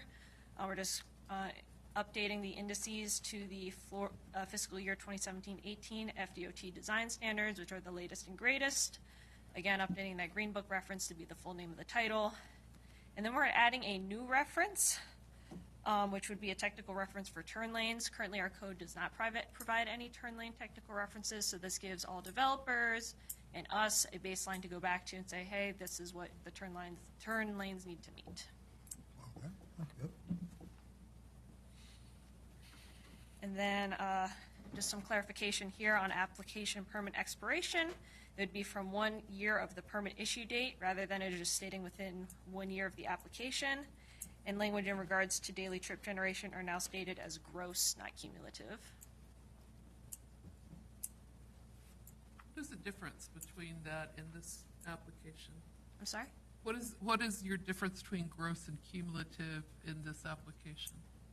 So this was a request made by Public Works. I believe the intent of it is just so that it reads as whole for the development, not cumulative throughout phases. I gotcha. Okay. That just simplifies traffic statements. And on these next few slides, we're going to discuss the 4 connection class definitions for driveways that have been updated to improve clarity and make them all read in the same order and kind of operate simply. This Class 1 definition is proposed to now include a trip count of 40 or fewer per day, which is better defining this type of access point. 40 trips is approximately equivalent to 4 dwelling units, so you'll see that as the addition from the original to proposed to clarify the trip count that qualifies for Class 1.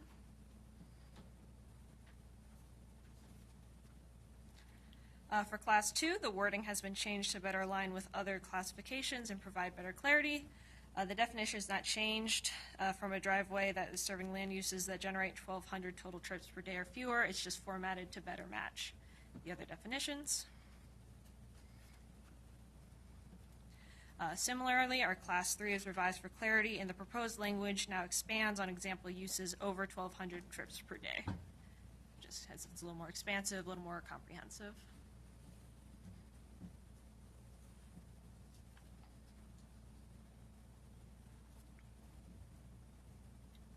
And then lastly, our largest change is to Class 4, which includes major modifications to roads as determined by the county engineer and specifies that any road or street meets the definition of Class 4 regardless of trip generation. So this is a driveway for a street, not just a driveway into a business.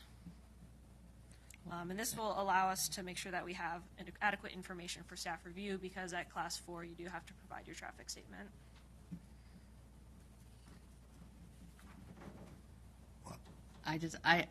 That's for anybody who has a new connection, any private driveway. This is specifically anything that would be classified as a public or private road. A private driveway into, say, a residence would likely be Class 1. Yeah, like a Publix over 1,200 would be Class 3. Yeah. But if it's going to be a public road.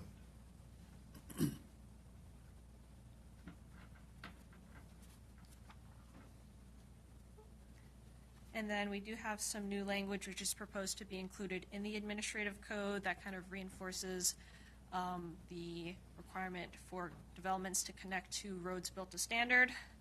So this language is to address staff's concern for the safety of large developments occurring on unpaved road. So that previous section, which is ULDC 417-140A2, also has this. Let's just make sure it's in the administrative code as well. And the new language is that a connection permit may not be issued to any development that is not accessed via a paved public street or a private paved street constructed to county specifications, unless it meets the requirements of ULDC sections 407.75 or 407.76, or a functionally equivalent subdivision within a municipality of 9 lots or fewer. So there's your exception for your family homestead subdivisions, which are up to 6 lots, and then the subdivisions with no more than 9 lots in rural agricultural areas. Great. Call that the annex section. That was the guy that came in. Right? Commissioner Alford, did you have something on that? I had something actually on the previous slide on the Class 4 roads.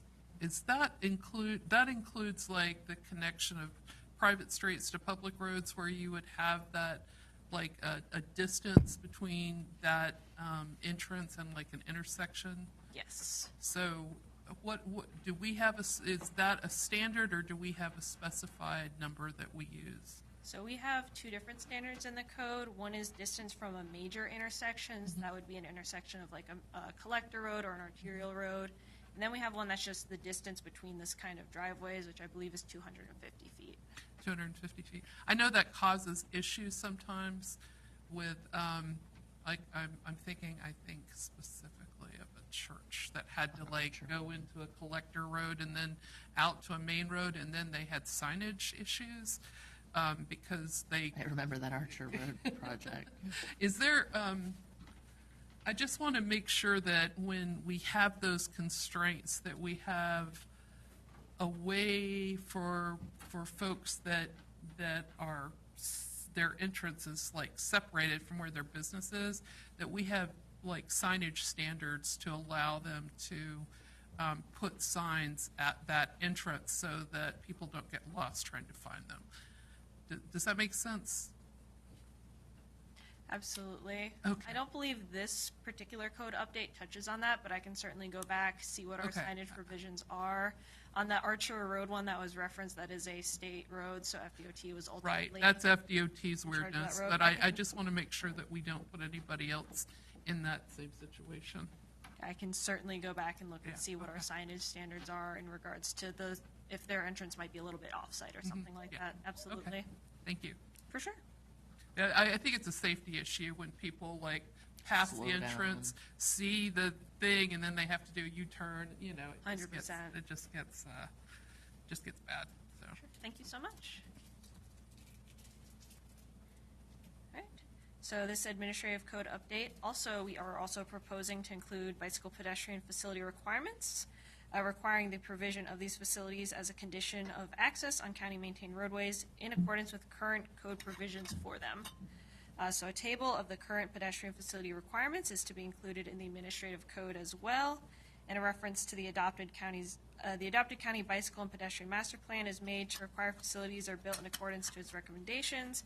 And growth management staff hopes to have this plan's update brought to the board by late summer, but for now we will default to the current one. And further, in here, a provision for payment in lieu is provided, and this language will help to ensure that county facilities are built to standards for all modes of transportation. Great. That's exciting. Absolutely.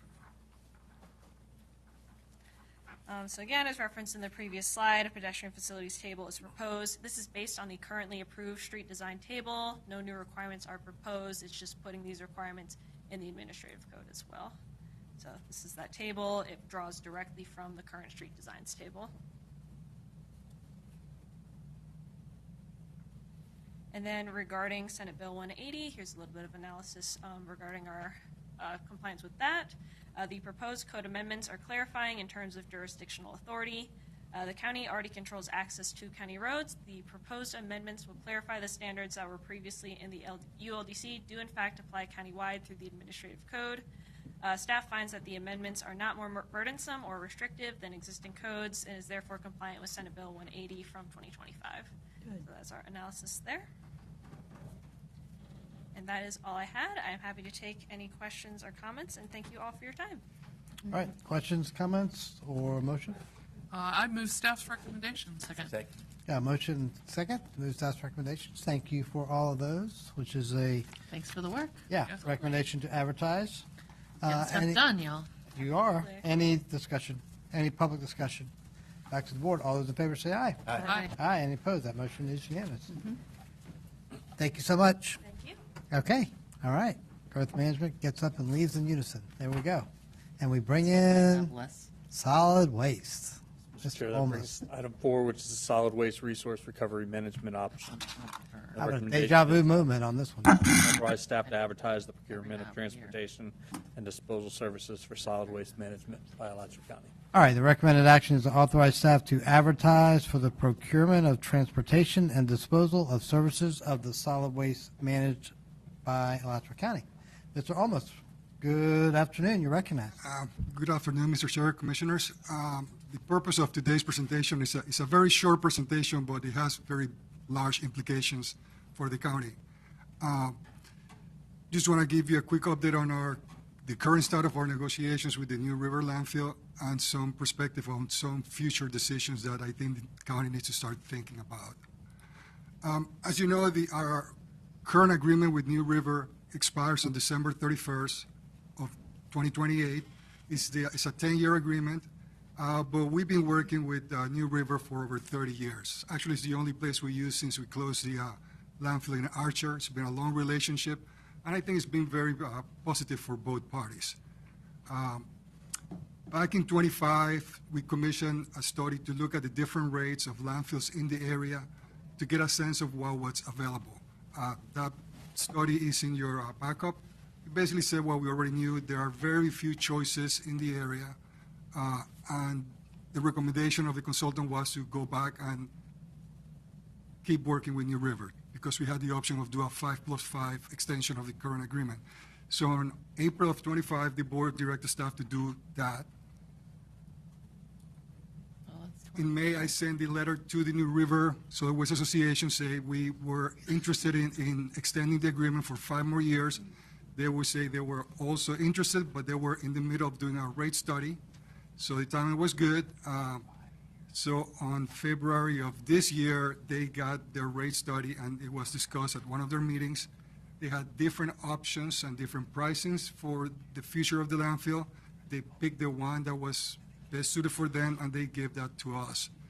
We looked at the changes that we're proposing, got back to their staff, kind of expressed our concerns, and then on May 14, they voted unanimously to kind of stick with what they had offered originally. So it's very simple. The agreement that we have in place, it has 2 basic provisions. You know, it sets the price, the tipping fee. That's not what we pay the New River Solid Waste Association. And it also states that we would not pay more than any of the members. As you recall, the association is directed by 3 counties, Bakers, Bradford, and Union.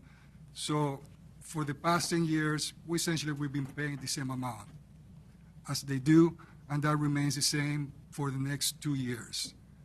What they're proposing is, 1, to do away with that provision. So basically, there's no connection between what they pay and we pay. So they're proposing to keep their fee steady at $30 per ton for the duration of the next 5-year cycle, and ours bumps up to $47 per ton on 29, and keeps climbing for the next 5 years. $47 per ton is a big increase from our 30. That being said, 30 is an extremely low rate. So, I mean, we have a very, very low rate for this year and for the next 2 years. 47 is kind of like in the neighborhood of what's out there. I mean, that's just the reality of the industry, and it's going to get worse as time goes by. With that being said, it's a 10-year agreement. I think it's prudent to see what's out there. We kind of know what we're going to get. For some of you, this is kind of like deja vu. I mean, we did, Yes, this is deja we did exactly this thing 10 years ago. It's very familiar. We may end up in the same situation where we were 10 years ago. If we put an RFP, it's very likely we're going to get the same companies that bid it 10 years ago. It's going to be the same group we're going to get now. And actually, I talked to both of them, and they're interested in doing that. So that's kind of what I'm expecting. There may be a third player that they're trying to get their stuff together. But, yeah, it's essentially what happened 10 years ago all over again. So that is the ask for now, to authorize staff to do the procurement for the transportation and disposal. And let me add this transportation part. Look, right now, we only have disposal services agreement with New River. Two of the companies that are potentially are going to bid and that bid it 10 years ago, they are too far away for us to do the hauling. So if the county were to go that route and pick one of those two companies, my recommendation would be for the county to get out of the hauling business. If we get out of the hauling business, that's going to result in the county losing positions because we wouldn't need those drivers. So those are all things that we need to take into consideration as we move forward with this process. Okay, are you done? You have I'm done option one, two, and three? For the short-term decisions. Do all of the landfills that are likely to bid have like landfill gas capture and? I'm not 100% sure on that. I think New River is the only one that's doing that currently. Commissioner Alford? I think, Oh, I guess, yeah, I just want to be clear. Like, I understand that this is a cost issue, but we have a climate action plan and a set of responsibilities associated with our environmental impact. And we're already creating a massive environmental impact by taking our trash and trucking it out of county instead of figuring out how to deal with it in our own backyard and reducing the volume of trash by a lot by thinking about the ways in which we reuse or recycle or reduce that waste. So for me, if we're going to move in a different direction, I would hope that our expectations of the environmental standards of like where our waste is going and the capturing gas, how far we have to drive, and the sort of climate and environmental impacts will be taken into consideration in that contract negotiation along with price. So I would ask that we not just do an RFP for the lowest price bid, but we do an ITN or something where we can actually look at the overall impact of that business and the criteria associated with it, rather than just this is the cheapest and this is what we're going to do.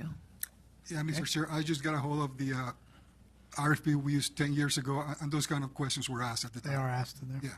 So we weren't looking at just an invitation to bid. It was an RFP, so we're looking at environmental impacts, transportation, and all those kind of things. Okay, Commissioner Alford and then Commissioner Wheeler.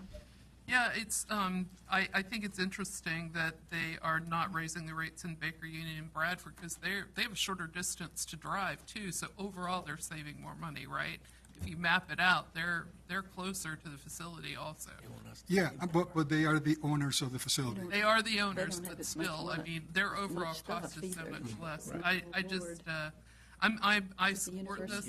You and I had a discussion about the possibility of looking at facilities also within Alachua County. Is that something that you're going to do? That's the next slide. That's the next slide. That's the Okay, next I slide. will wait and We need a lot more people in the room about for that. that conversation.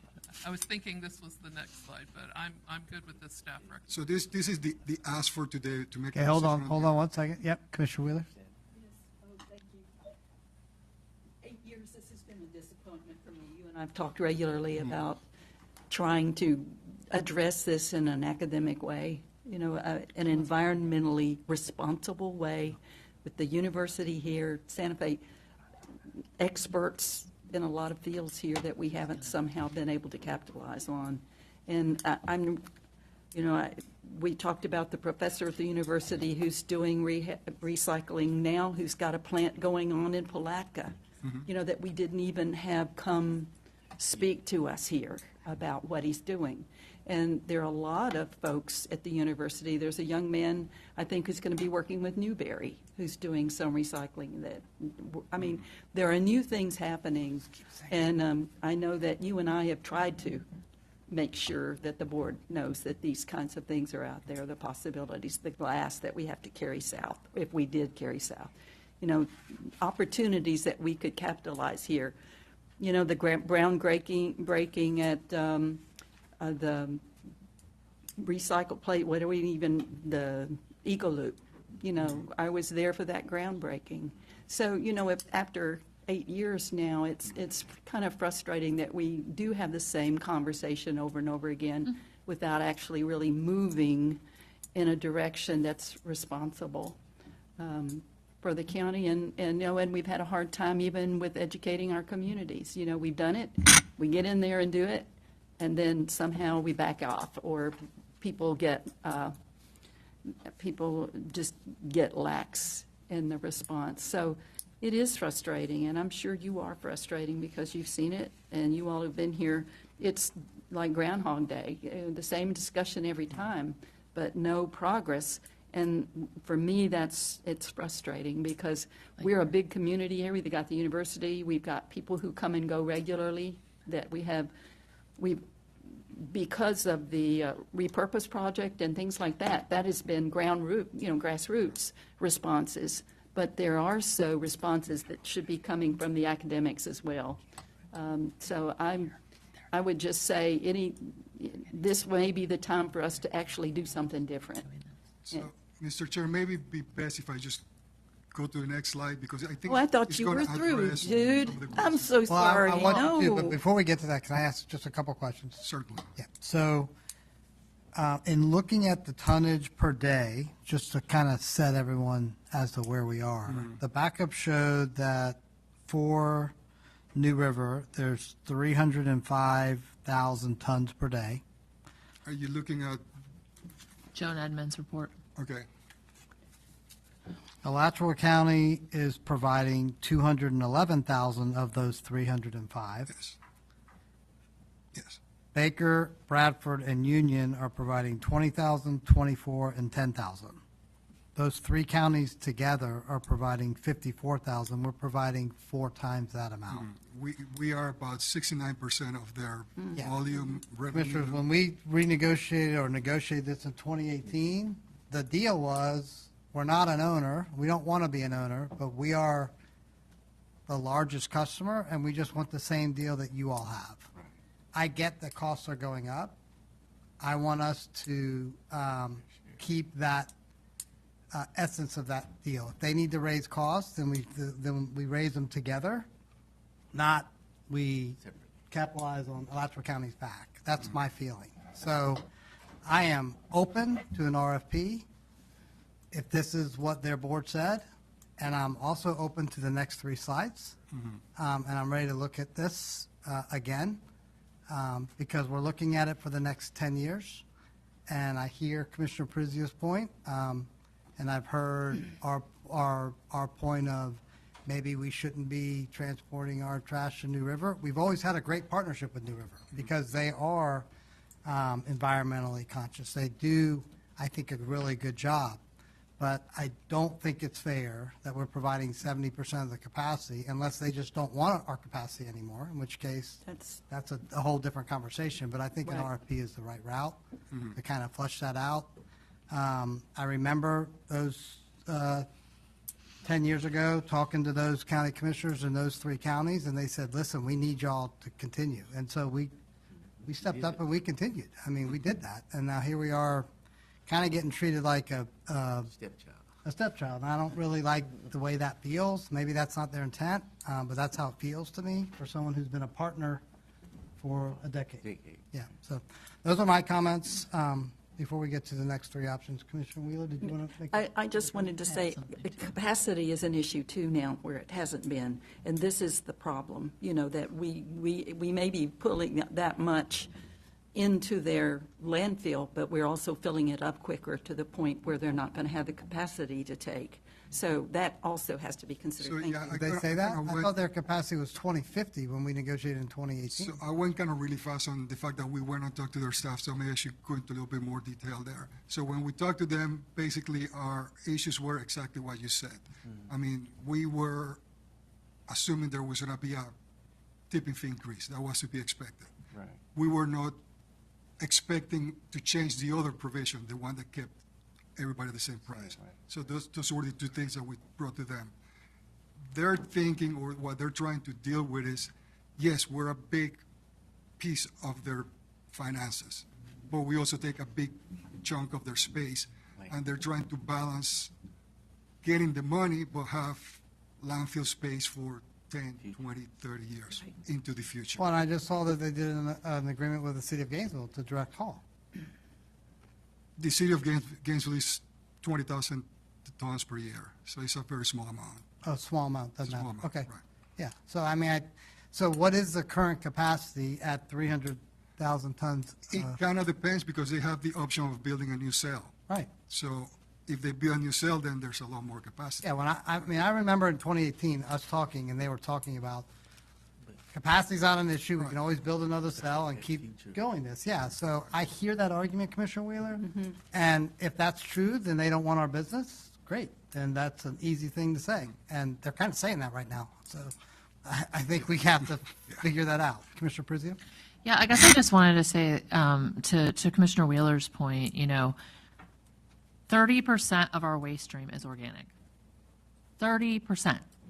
We're hauling a bunch of food and food-related paper and things like that that could very easily be composted. And, I mean, very easily being, relative, right? Very easily, as long as we could capture it. And I think the capturing it is the challenging part, right? Requiring it's mainly commercial operations, generating that waste. It's not residential.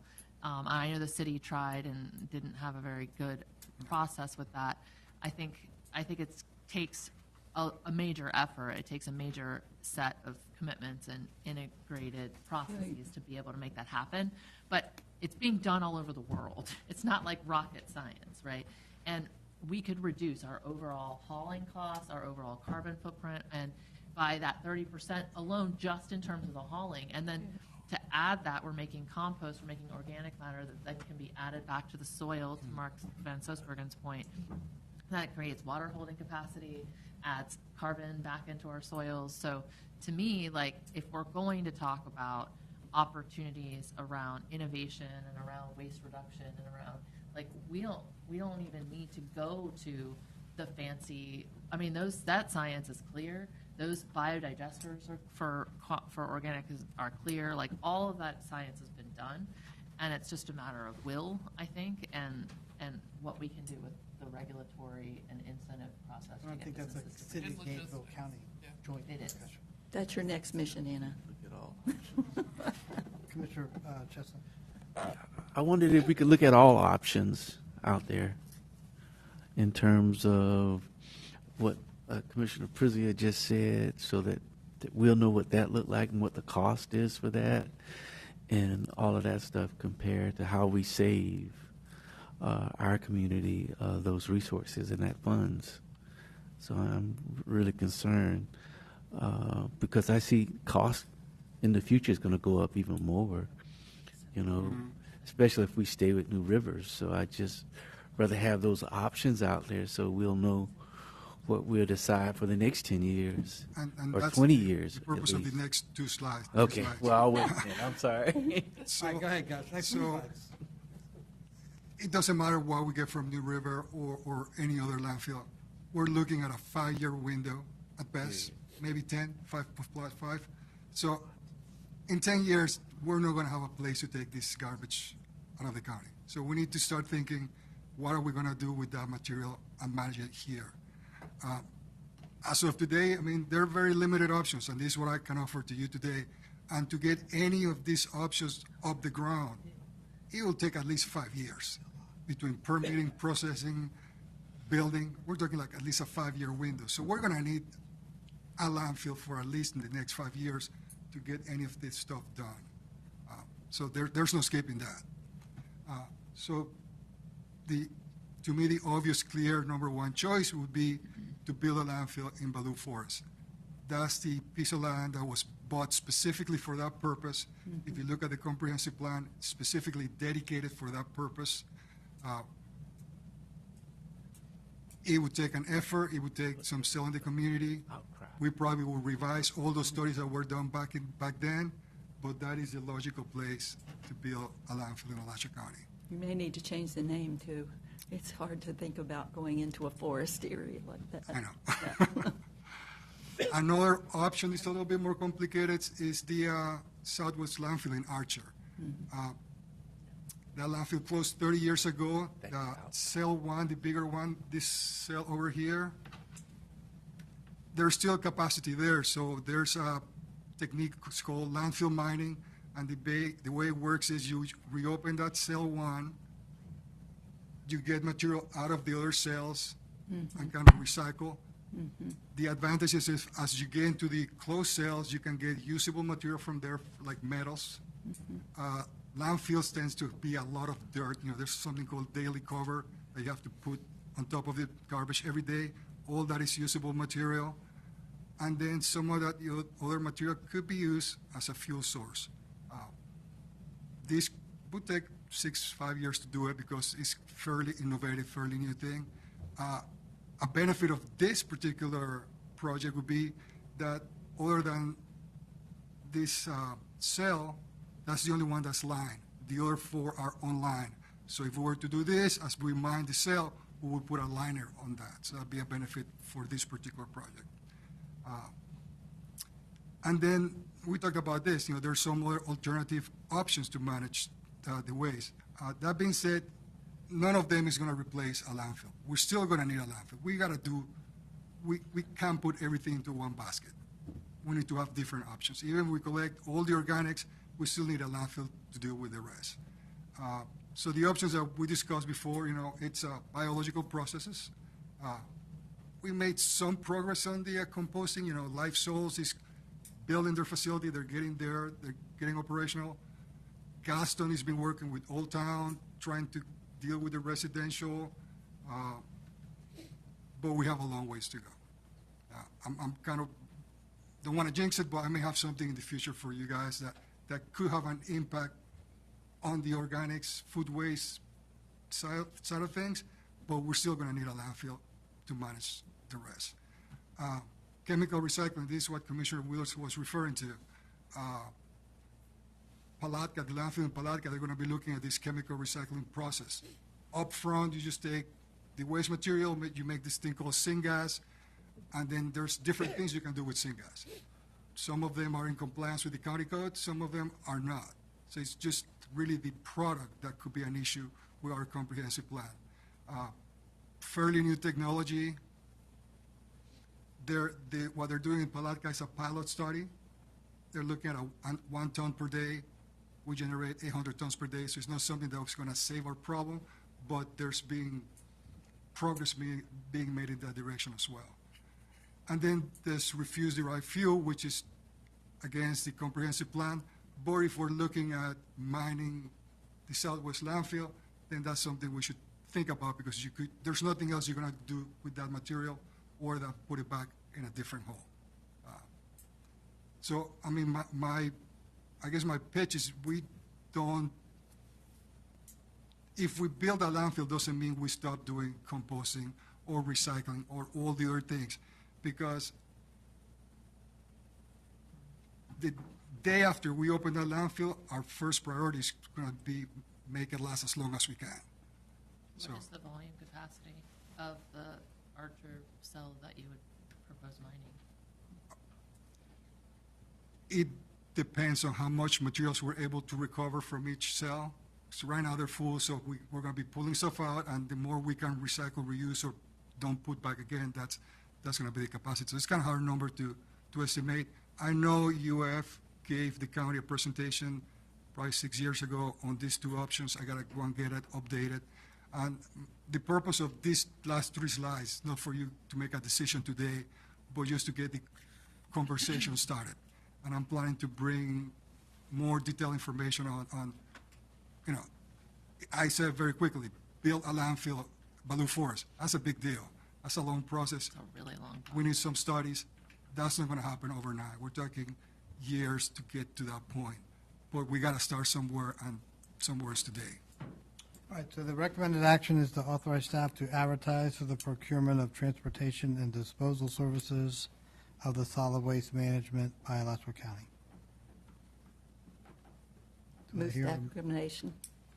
I have questions. Yeah, I'll second Commissioner. it for discussion. All right, so we've got a motion and a second. Commissioner Alfred. With respect to these last 3 slides, I feel like there's that Archer is actually really an opportunity, although the city and the residents out there are going to be not happy about that. However, I feel like this is also an opportunity to look at ways that we could compensate the city of Archer for their impact, which, given their financial constraints and the fact that land values out there historically have been depressed by the location of that landfill, I think that if we could figure out a way, I know that the landfill itself is outside the city limits, but that would be a lot of traffic through the city. And so have there been any ways that cities have been compensated by the impacts of that? I'm not aware of any, but I'm sure there's some innovative stuff that we could look at it, because like I said, the landfill is outside of city limits, but the traffic will go right through the city. Absolutely, yeah. And so I think that that's, a discussion that they might be open to. I also think that the mining of those cells and then put the mining and then the lining of those cells has a real impact, because I live out there and I bought the most expensive water filter I could, because I feel like if you get a glass of water from the city of Archer and you set it down and you let it sit till the chlorine comes off, it does not smell good. It smells bad. And so I feel like their groundwater is being impacted by those cells. So I think that there is an opportunity here to combine like option 2 and option 3, to both mine and line those things, and then look at maybe utilizing some of the biological treatment and making compost or whatever that we could do to lower the overall stuff. My biggest concern actually though is traffic, because all those trucks going through one of our worst roads with some of the worst traffic issues would be a logistical concern. So I didn't know if that was something that you had thought about. No, this is just the general idea. We don't have that level of detail. Well, I'd be happy to move staff's recommendation with the idea that we we already have a motion, but I would like to add to that motion that we also seriously consider some of these options and do I agree. some analysis on how these could work. You okay with that? I thought that's what we were voting on, and that as part of the staff recommendation that the We presentation. need to add that. Yeah, but that's fine, absolutely. Seconder, okay with that? Yeah, I'm fine with that, yeah. Okay, Commissioner Chestnut and then Commissioner Prizio. I kind of remember there was an issue with the trucks on Archer Road in Archer, in the city of Archer. A lot of the people did not want to reopen the landfill for any other reason. I remember that they were looking for other options for a landfill, and everybody in this community spoke out against it. They did not want another landfill in Alachua County. And then there were some people who said, well, I don't think we should be taking our trash to other facilities and stuff like that. So I remember those whole discussions, and people were really, really upset. I mean, really, really upset. So, but I'd rather have an opportunity to look at all of the options, all of the alternatives that we can do, because I think the more we get educated and the more we educate the public, I think we would hear from them saying they will accept the alternatives more so than we just go out there and do something and then they come and start complaining to us that they don't want this. And if I recall, there was a lot of folks, I wasn't even on the commission at that time, there were a lot of folks in this auditorium speaking against a landfill. So None of them is going to be easy to do, and a lot of people are going to be opposed to all of them. Well, I get that, but I'm just saying we need to educate too. As we learn, they learn. If we don't at least teach them what we're talking about, they will be against. And all I'm saying, I just rather look at all of the alternatives of how we move forward and for the future or the next 10 or 20 years.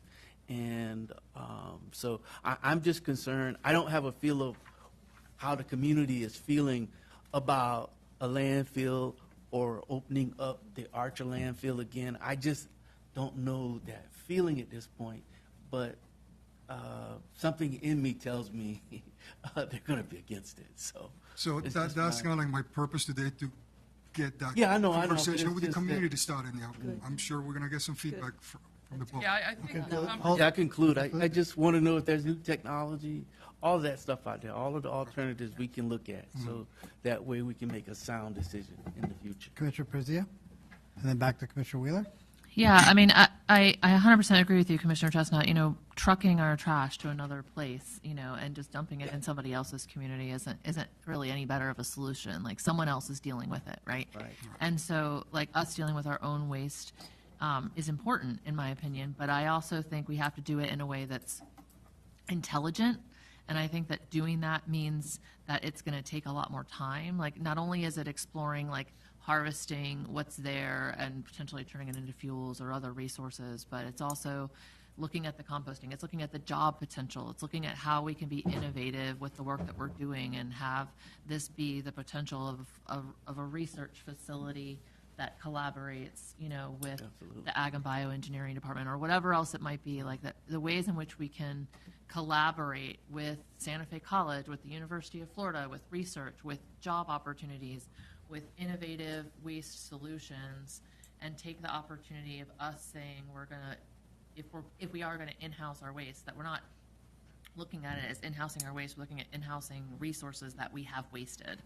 And how can we turn that from waste into something that is useful, both in terms of economic development and opportunity for our community, as well as being responsible environmental stewards, you know, of the planet. So to me, that's going to take a lot more time and energy. And so I do think that it's like, in the short term, I think going out for bid makes a lot of sense, and I support the motion. And I support the motion of continuing to do this research. But I hope as we do that, it's not just what are the costs of opening Blue versus what are the costs of mining Archer, but it's really like, what does it look like to have those research collaborations? What kind of innovative technologies are out there that we could potentially bring to the table if, much like Newberry is doing with their Ag Biotech Park, we were actually doing with UF in a meaningful way? Or, you know, what are those opportunities, and how can we turn something that traditionally has been something that says, everyone says, not in my backyard, into something that could be a community benefit, that could be something that generates buzz and makes us a showpiece of what's possible with waste reduction and waste reuse and recycling. And I agree. Agree. You conclude? Thank you. Commissioner Wheeler? Now we're cooking, Gus. Okay. Okay. No, I apologize for jumping in. When I saw the staff recommendation up there, I thought that was our cue, you know, to jump right in there, because this is the important part and what, you know, we've been talking about. You know, a couple of years ago, 3 years ago, maybe it was, there was a young man here promoting a worm farm. You know, I thought that is just really cool. Take the waste that we have in our community, take it to some farmer out there who can actually process it and sell worms. You know, as you know, I mean, it was a thing, and I never heard from him again. Though no, he didn't come back, and I haven't heard anything about that industry. But But thank you so much for doing all of this, and thank you guys, too, for understanding. I just feel like we really need a deep dive into the new technologies, what our resources are. And Anna, I think what you said a minute ago about wasted resources, that's a cute little kitschy thing that you could even put on a T-shirt. But, I really appreciate your presentation that's been able to spark the imagination here. So thank you. Thank you, Mr. Chair. Okay, so we've got a motion and a second. Gus, real quick, who is the New River Solid Waste Association Board? Who is that? I'm going to have to get you those names. Is it a commissioner from each of the counties? I think there's a county that has 2 commissioners. Baker, Bradford, and Union? Yeah. So there's 4 members? At least one, yeah. And there's like one that acts like a mayor that was kind of directs the thing. Okay. But I can get you the names of the current board. I just want to make 2 comments. So I've heard trucking our waste to another community, it's bad because they have to deal with it, and it's also us saying not in our backyard. I will tell you that in 2018, when I was speaking to these 3 counties, they wanted it. But it wasn't like, don't ship it to us so we have to deal with it. It's like, please negotiate with us because we want this as part of our. And they actually came. Right, and New River's a good landfill, and Yeah, they're they- landfill. They actually were in the auditorium. Let me finish. So, yeah, I mean, they came here asking. I will also tell you that Putnam County commissioners have said to me at VAC, when's your contract up? We want it. So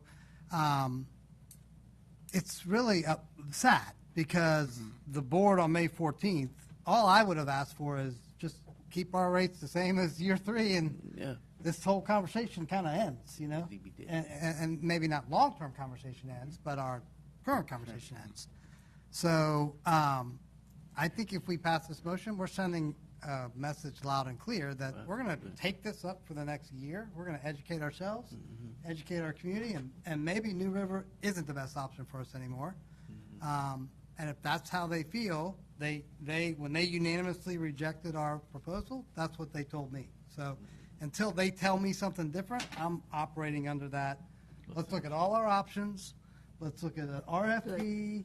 Let's talk to Putnam County and all those same people that put in an RFP before, and let's reduce our waste. Because, guys, we're talking about innovative solutions and reducing waste, but the facts are 211 to 219,000 tons per day.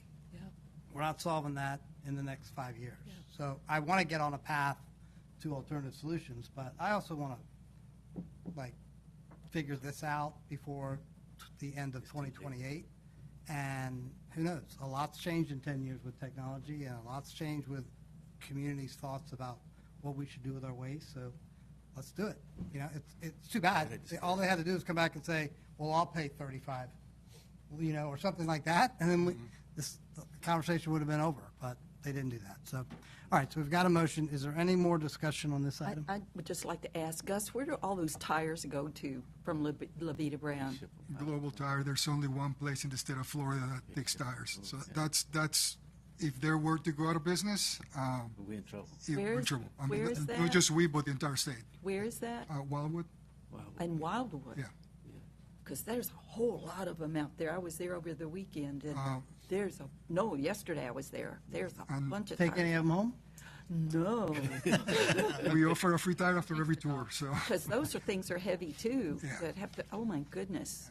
All right, we got a motion, staff's recommendation, plus exploring all our options. Any public comment to the motion? Steve, you don't want to come and talk about it? Okay, Steve goes back to the board. All those in favor say aye. Aye. Any opposed? All right, that motion is unanimous. Gus, thank you so much. Thank you. Yeah, thank you, Gus. We're about to see you up here a lot. Can we take 5 minutes? Awesome. Sure. We're going to take a 5-minute break. We'll return at 2:25. 7-minute break.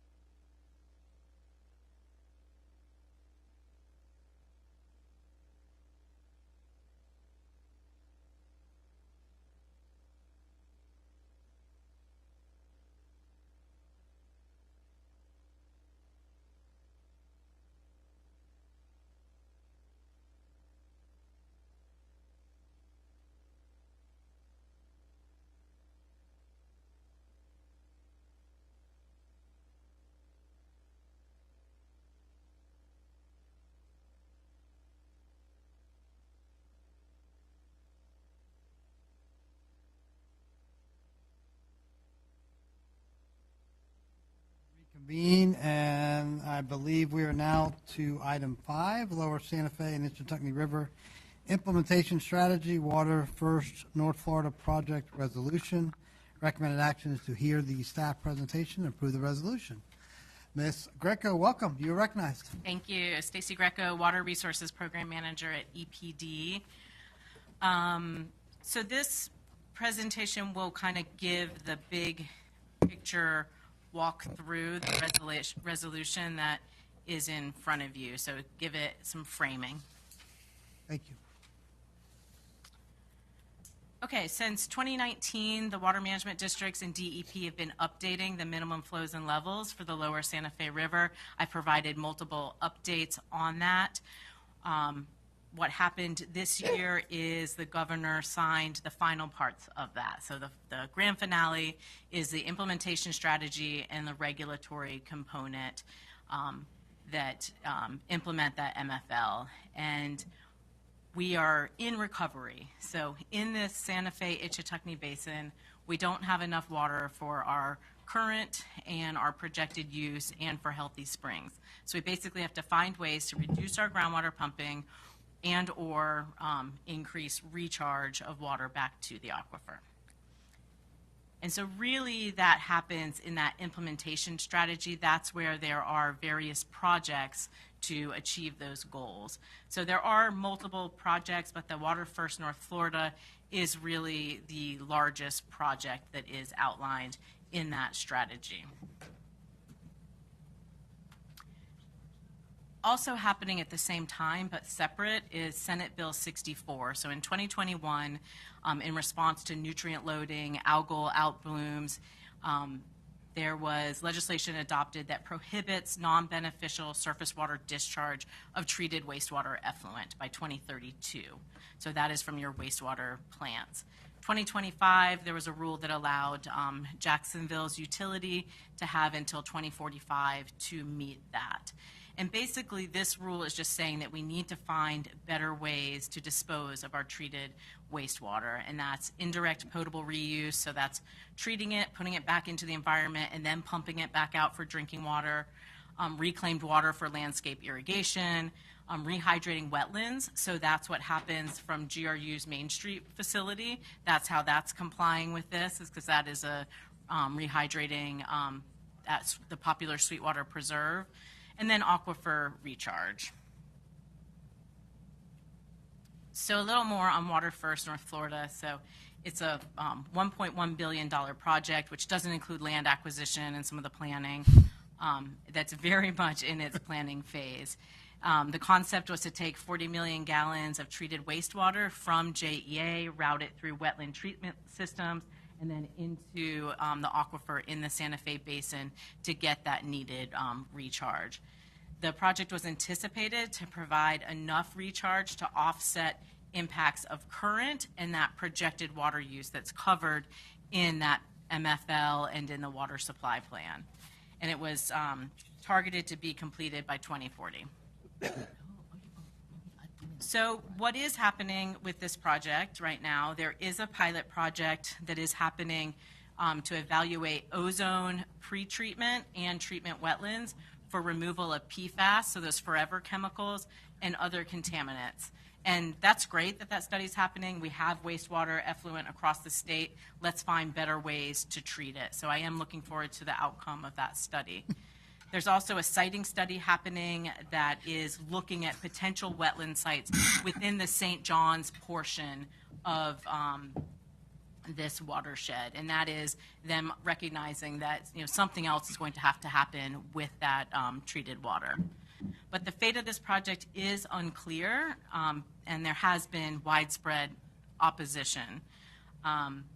If the project does move forward, I think it really needs to include more public involvement and rigorous scientific investigations, especially into the filter and the level of treatment of the wastewater. Because I went to all the public meetings, or most of them, and there was, a lot of concern, people thinking that this was raw wastewater, going into the aquifer.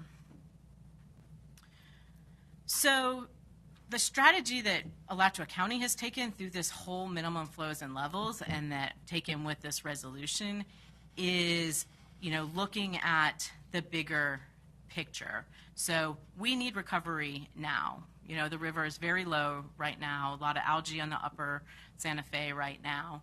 And Water First North Florida is a project that would take decades to complete if it moved forward. So to get that recovery now, reducing current and future demand is really the most cost-effective solution. From the regional water supply plan, water conservation is $3.4 million for every million gallon a day that you save, compared to 5 times that for construction projects. And I would argue you could even get that lower with some of the regulatory suggestions that we have. So we have sent many letters, some from staff, some from the board, with some of these suggestions as we've been, working with the state on this issue. But one suggestion to reduce current and future demand is to limit irrigation to 1 day a week year-round. It's basically what we're in right now because of the water shortage. We have staff out there actively enforcing, really not seeing landscapes dying. Some have gone dormant. We're seeing a little bit more yellow and brown. We're not getting complaints from people, so this is kind of worst case scenario that this happened all of a sudden and it's been hot. There was a version of the 2024 MFL regulatory strategy which had really promising language. It prohibited landscape irrigation wells. That's something we've been asking for a long time. And that is when there's potable or reclaimed available. And really, that's important for many reasons, but the main one when we look at water supply is that utilities' best tool is water pricing. So you want water that we all use to be inexpensive, but then as you get into that discretionary use, that irrigation, make it more expensive. But if you make those top tiers too expensive, people right now just put a well in and bypass the whole thing. So I was very excited to see that in that 2024 version. It did get removed from the final one. It does now require that people register their well, but they can still put them in. That version also had really interesting language to require existing permits to offset a portion of their impact. So that was, going to lead to, reduce in pumping. A water reservation is another tool that the state could consider. I'm not as familiar with that tool. There is a water reservation for Paynes Prairie, and it's my understanding, it is more restrictive and protective than just the minimum flows and levels alone. Can you explain what that is? Yeah, so there is a small provision in the state code that you can do a water reservation. So it would be, my understanding, a study of, how much water is needed. So there is one for Paynes Prairie that, the water cannot get beneath a certain level. And, whereas the minimum flows and levels are similar to that, to have a certain level for different environmental services, I think it's a little more fluid, whereas a reservation, I think, if you get one, it like entitles you to that much. It's almost like a water permit. Yeah, it's almost like a water permit for the I just wanted water the public body. to understand the difference. Yeah. So future growth is currently projected at additional 135 million gallons a day by 2045. Another way to offset that is to change our development trends. Prohibiting permanent landscape irrigation for new construction if the MFL isn't being met is, one solution there. We used to build without permanent irrigation, and, now that's just not the trend. Utilities, water conservation plans should be strengthened to accelerate conservation. So just real quick, I just did want to give an update while I was here about the water shortage that we're in. The water management districts are meeting today. They are the ones that are outlining the water shortage. They could change it today. I don't think they will. Even though we've had rain, we were in a pretty significant deficit. So irrigation's limited to 1 day a week right now, even though typically we could do 2 days. Establishment irrigation is also restricted, so postponing installing new landscapes. Non-essential water uses are prohibited, like pressure washing for aesthetic reasons, and HOAs cannot require this additional water use. So we've been really getting that word out, using lots of different mechanisms. We've been doing press releases, doing paid social media. The communications office has been helping us. We're also doing general water conservation, like our billboards and our ads on WFT, although that one was a water shortage one. And we're doing a lot of direct communication with the irrigation professionals, HOAs, real estate agents to really get that word out. Are we doing any monitoring, like of neighborhoods we know have permanent irrigation throughout them on the one-day watering restrictions? Like, do we do any spot visits to? So we have been getting a decent amount of complaints. We got, I think, 30 last month. So we're definitely responding to complaints. Our staff is out all the time, and if we see irrigation, because really you shouldn't be seeing it on a weekday unless it's a commercial. It can happen on a Tuesday. So, staff has been, if we see something, we will react there. So then finally, the staff recommendation is to approve the resolution, and this is just a screenshot of the end of that. And this was approved by the North Central Florida Regional Planning Council? This is a different resolution. I know, but I mean, that. Unanimously. So, okay, Yeah. so their version of this. Their version of this, which was sent to staff. I think ours is a little What is this more different? How's it different? specific to our location. Yeah, so their version basically said that Jacksonville should do desalination and that the project should not move forward. So this approach is a little bit more looking at the big picture of what we need in our basin of, Do, not what we shouldn't do. yeah, we need, to find ways to reduce water use. So it's not just focused on the Water First North Florida project and recognizing that treatment wetlands are important. Just recommending that if the project moves forward, that it moves forward with really looking at levels of treatment and in an appropriate place. Okay, Commissioner Alford? Yeah, I will say that at the Regional Planning Council, there was a robust discussion about all the things that we believe Jacksonville isn't doing, which is a lot of water conservation work like we are doing here, and other things that could reduce their overall wastewater flow, like I&I work. There were questions about the robustness of their industrial wastewater program, because there's a lot of industry and some very nasty industry in Jacksonville, and how that affects and goes into their water system. So even PFAS, while that might be addressed through one thing, there's huge amounts of pharmaceuticals, industrial waste, and there's no provision right now or talk to the public about how that would be addressed. I think that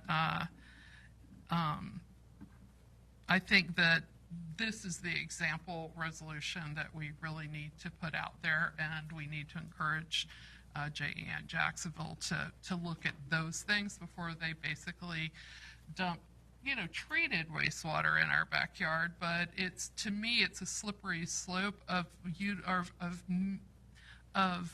getting to minimum flows and levels by using wastewater at all. It's like, that's not the way we want to go.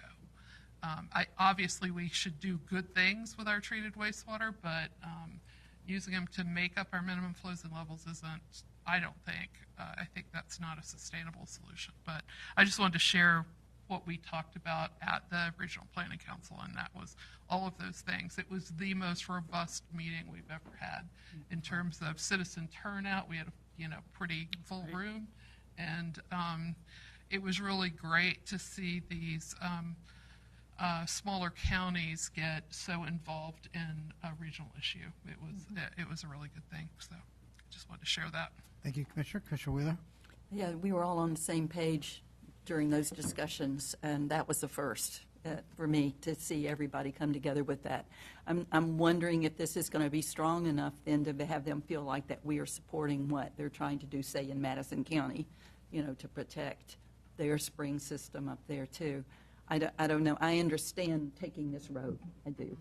But in terms of in solidarity with those counties that are being most impacted, I would question that. And also, at one point, we were talking conservation, trying to make sure that we were reducing the amount of water we were taking out of our aquifer, particularly in a drought situation like this, too. But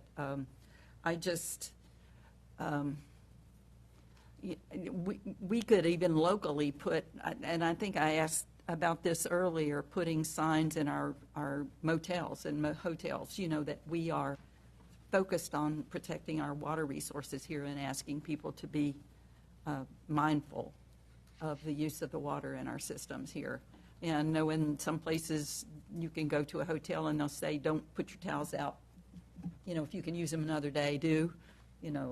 That sort of thing. So I don't know if we have even gotten to that level where we can, in our community, focus with signs wherever there are people who are using water or that there is water activity, that we can make them mindful of the fact that we are water folks here.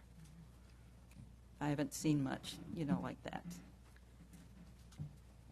Yeah, I mean, we've got good data showing that outdoor water use is really what drives that water use. So we really focus most of our efforts on that irrigation piece, like getting people to turn off their system. So right now we've got billboards about to go up. We do a lot of social media. We try to do our social media when we're buying it, targeting the zip codes that have the higher water users in it. So you just might not be seeing that based on your zip code. And then, we are going to, I'm looking into now doing some advertisements in the Oaks Mall on those directories. That's something we haven't done I saw that. before. So yeah, trying to get the word out in different ways, because we do a lot of social media because it's pretty cost effective, but we recognize we might be missing some people. I think if it's everywhere, then it's burned into people's brains that water is what's keeping us alive here, and economically as well. Thank you, Mr. Chair. Thank you, Commissioner. Commissioner Prizia?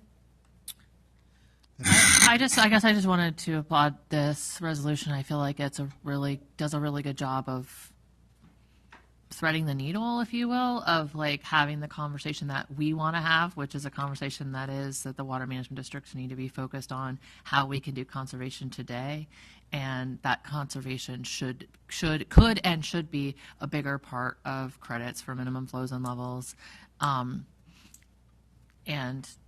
at the same time helping people understand that this Water First project at least in its current conception, may not be the best solution to the issue, while leaving space for a science-based approach to a project like that could be a good project.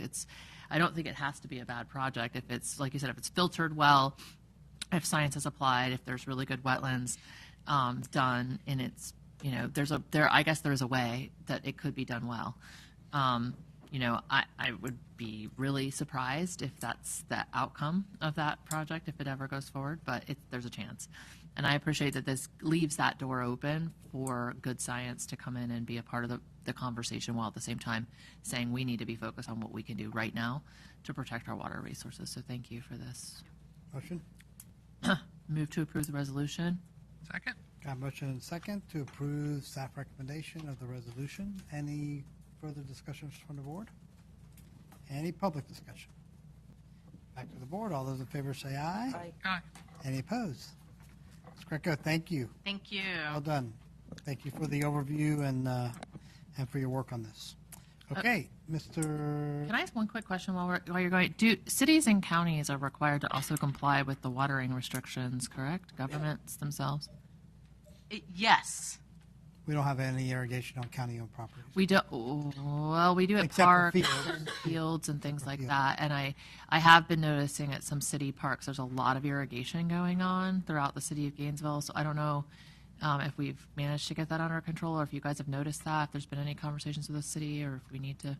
Yes, and we have been reaching out to our own, entities, because we do have the ball fields and things like that. We were waiting to see what will happen with the water management districts today. If things don't change, we were going to send another reminder out to all of our staff to make sure we're leading by example with pressure washing and those things. We've had some conversations with the city, did reach out to the city manager last week, and hopefully those issues have been fixed, but we will definitely follow up to make sure that they have. Okay, thank you. Yeah, thank you. What about IFAS? Are we working, does IFAS pay attention? So the University of Florida, I mean, the reclaimed water I need to look at. I think that they do not have to follow the restrictions. So Summit Campus is reclaimed. I believe that the university, if they're using potable, should be following it. We have limited enforcement capability there on campus.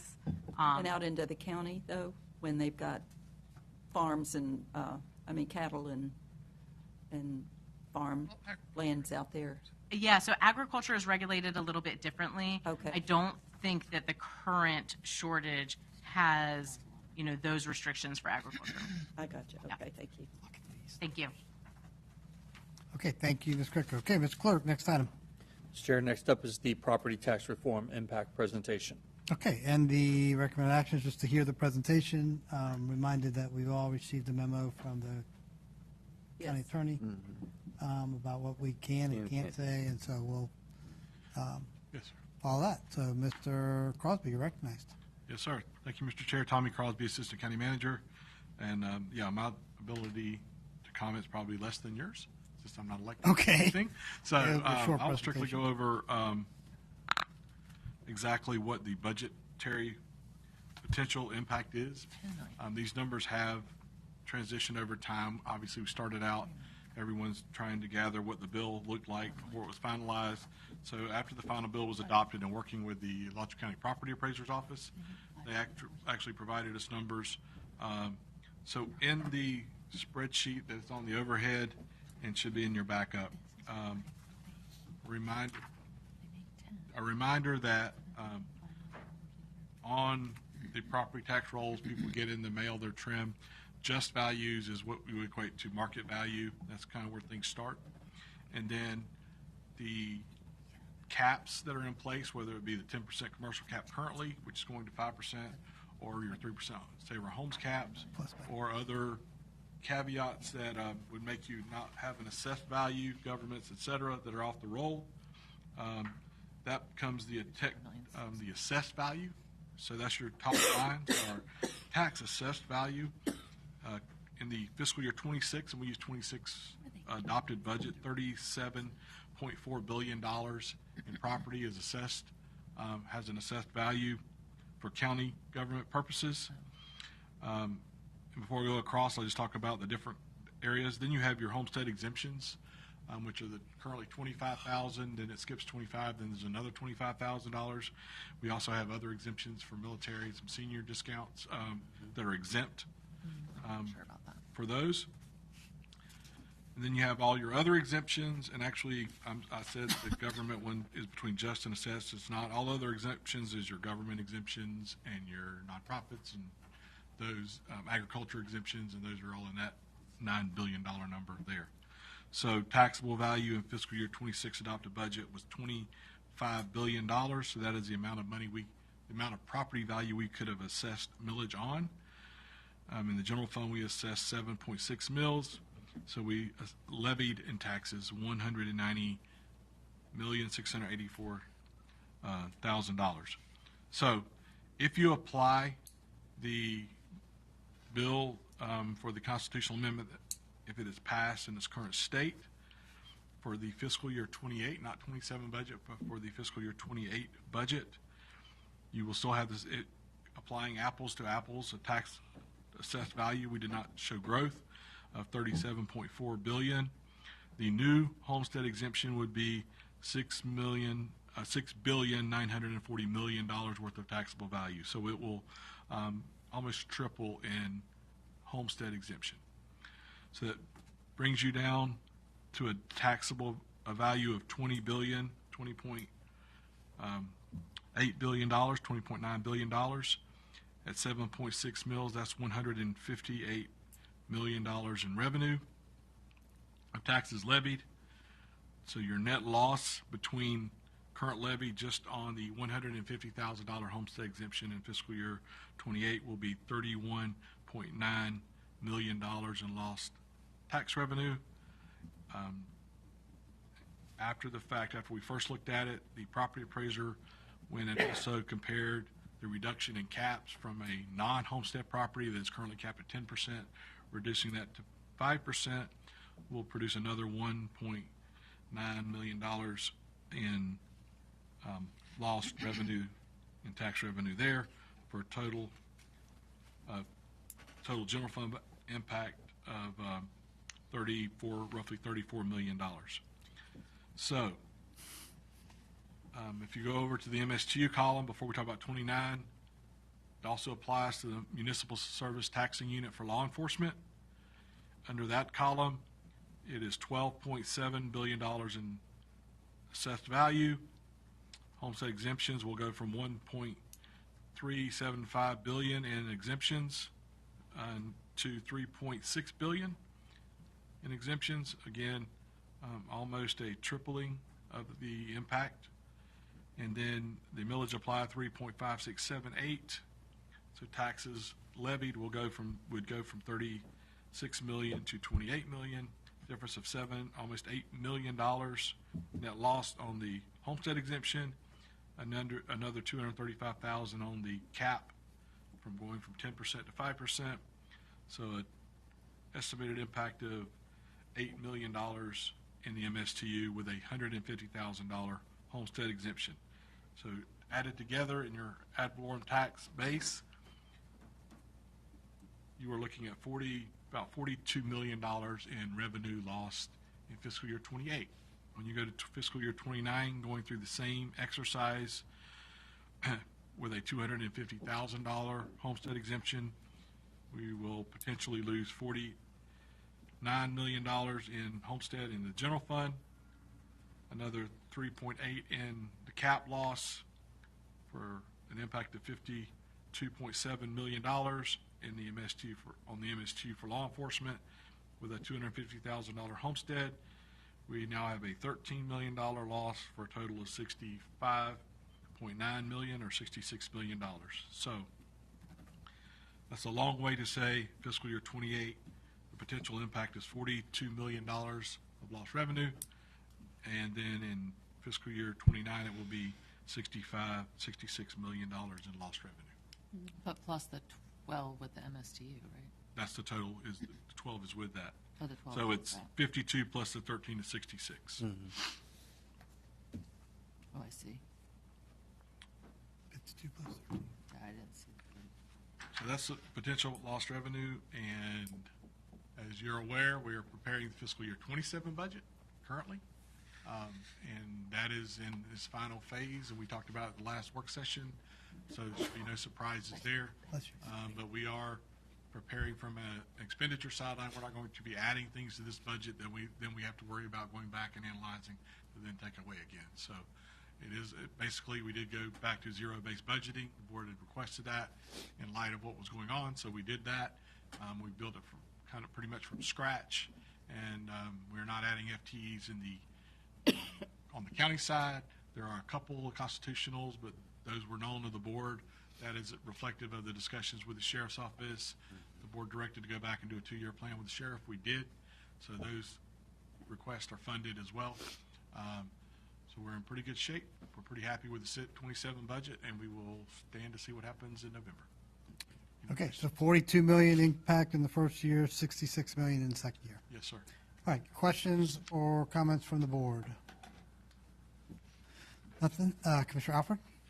I've gotten a lot of, and this isn't really for Tommy, but it's just a comment. I've gotten a lot of folks concerned and with having a lot of misinformation about the what's available to senior citizens. So I'm wondering if maybe we could. I know that the property appraiser does do a lot of education, but maybe we can put out some information about the programs that are out there for senior citizens and military veterans and things like that. I don't think that would be, that's just a factual sharing of information that I think I would like to have available in a sort of a county format to sort of share, what's out there. Because I think there's a misconception that we are putting senior citizens out of their houses every other week. At the county? At the county, yeah. From what? For not paying their taxes. Oh. And so I just want to make sure that people know that these programs out there exist and that we do work with folks to make sure that, you know, they do have, we do have programs out there to help folks. The board has passed current resolutions for extra exemptions as well as for hardships for the assessments. Right. So at the requested more communications on the currently existing programs, absolutely. I think that would be a great, I just think that would be really useful because I've gotten into a lot of conversations about that. You know, I think it also might be interesting to know how many people have lost housing due to not being able to pay property tax versus the number of people who have lost housing due to rent increases. Yeah. So that would be a John. Schimberg Center. Would that be a John Power question? That'd be a John Power question, I think. Yeah. I just, you know, I think you know, I just want information, like just information. Yeah. That's all I'm asking for, not an opinion about whether this is good or bad. I just think it's good for us to know what the statistics are as we go into this. Okay. Do you conclude? I conclude. Thank you. Yeah, okay, so my only comments are really to our employees. I want to speak directly to them. I know sometimes they watch these videos, and my grandmother had a term that she used to tell me. She said, "Ken, don't worry." I was like, "What do you mean, Grandma?" She goes, "If you're going to worry, it might as well have already happened." That was what she said to me. She said, "Just don't worry." Yeah. And so I want our employees to hear loud and clear this budget cycle. We are moving forward with the values that this community has asked us to fund, and we're going to, you know, stand up and take care of that during our budget cycle. And from my perspective, and I think I speak for my colleagues, the most important expenditure that we make is the expenditure for our employees. They are the ones that are doing the work of providing the services to our citizens that they are paying for. And they are some of the best around the state. And so I want them all to hear that because I think about them all the time. And so they are really important to this board, and their work is really important because the citizens asked for it. And we will continue forward, and then we will deal with what we will deal with come after this election. And so I just wanted to say that for those. I don't know if we're probably going to have another discussion about this until sometime in middle of November. So I think it's important that they hear that, and I just wanted to make sure that I said it. All right, anything else? Talking about we're talking about our 2027 budget, and I think to the extent that we're talking about that, I am interested to understand that this is a massive % reduction in our general fund. So I want to be sure that as we're having those conversations, that we're very clear about all the programs that we're funding that are currently funded from that bucket, so that we're very clear as we move into 2028 and 2029 and future years, if we have to make cuts, that we understand which programs currently are going to be facing those kinds of cuts so that we can make informed decisions. Yeah, so I will ask the attorney to just verify what I'm about to say, but I think I understand that the list of all allowable expenditures under the ballot initiative, there's 6. There is public safety, infrastructure, debt and bonds, schools, employee retirement, and then operations of county officers. And I believe that's the list on the ballot, and the attorney can correct me if I'm wrong, or clarify that. Yeah, so Mr. Chair, I have 7. I have A through G, Which one? with G being the catch-all, the government operations. Okay. I have retirement, bonds, natural resources projects, Natural resources project, sorry. infrastructure, education, schools, public safety. Okay, so natural resources And was then the they one. have that- county operations. Yeah, and then operations of county officers. That's the catch-all. That's G, correct? Right. So G is operations and administration of commissioners, county commissioners, as well as expenditures approved by county commissioners. Another reason to create aids. Yeah, okay. All right, so that is that item. Nothing else on that item. Mr. Clerk, we'll go now to, what, I guess, O2?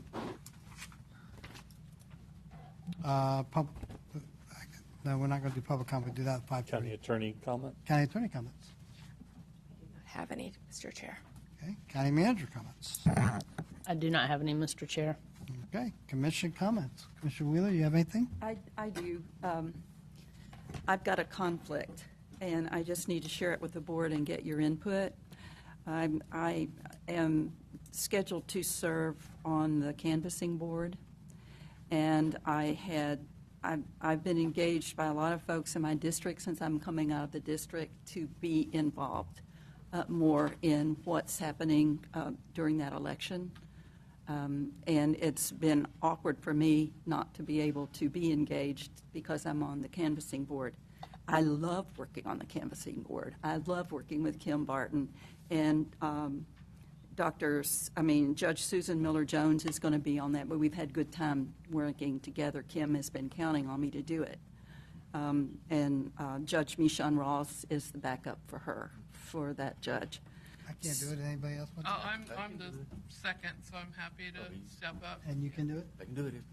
Okay, well, this is... you and I can figure it out. Well, because what I was going to do is to give you until the 23rd to look at the schedule to see if it works. Some of you are going to NACO. It might interfere with some of that. I don't know. I do need to look at that because I'm on the NACO. Okay. So just no, that's at NACO FAC is what you and I, we're going to go to that, yeah.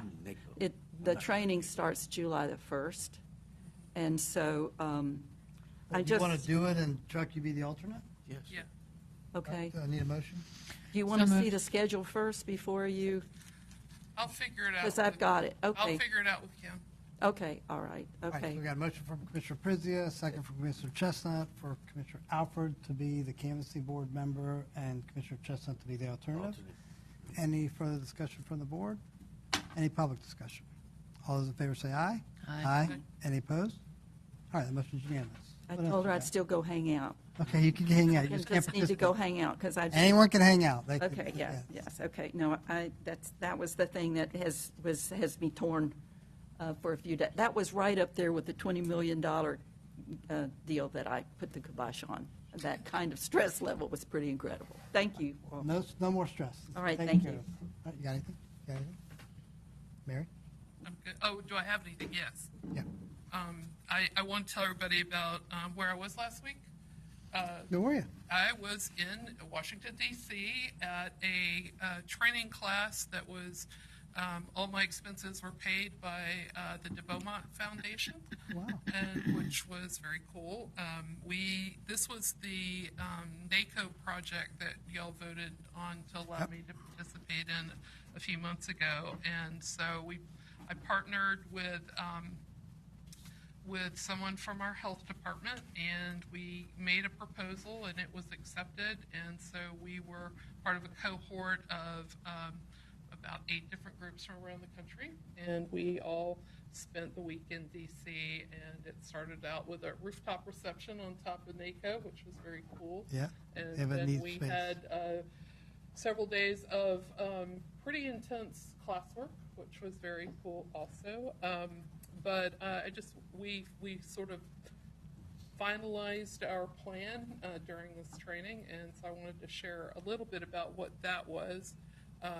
We are looking, so the county health department has been collecting data about flu vaccinations for many, many years. And it changed a lot during COVID, and there was a particular year where they didn't have the flu mist and they had to do injections, and that was a really interesting year because a lot of people that said okay to the mist said no to the injection. Yep. But remember there's also been a lot of a change in what I call vaccine hesitancy from folks based on distrust of government. Well, we feel like that there's a whole lot more to that story. It's not just government distrust, it's the fact that we look at, we ask for permission to do those vaccines at the beginning of the school year when a lot of parents are overwhelmed with a lot of different information. We also have 1 in 10 of our school kids that is significantly underhoused and parents working multiple jobs. We're looking at all the different factors that might go into whether or not a parent takes the time to sign those. We also have significant data about hospitalizations for flu-like illnesses for all ages. So our first step is going to be to map vaccine utilization against on using GIS, and also look at hospitalization. So when we find areas of the county where we see the correlation, then we're going to take a community-specific approach to how we address narrowing that vaccine gap. This is going to be a project that is probably going to take a couple of years to be finished, but our first part is just this mapping, and when we have that mapping, we're hoping to be able to get some funding, maybe even from someplace like UF Health, where we can, correlate those vaccine rates with vaccinations.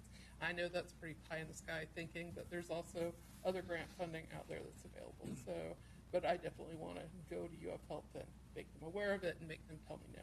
So anyway, I think it's a really cool project, and I'm very, very honored to have been one of the groups selected to work on it, and you'll probably hear about it a little bit at NACO.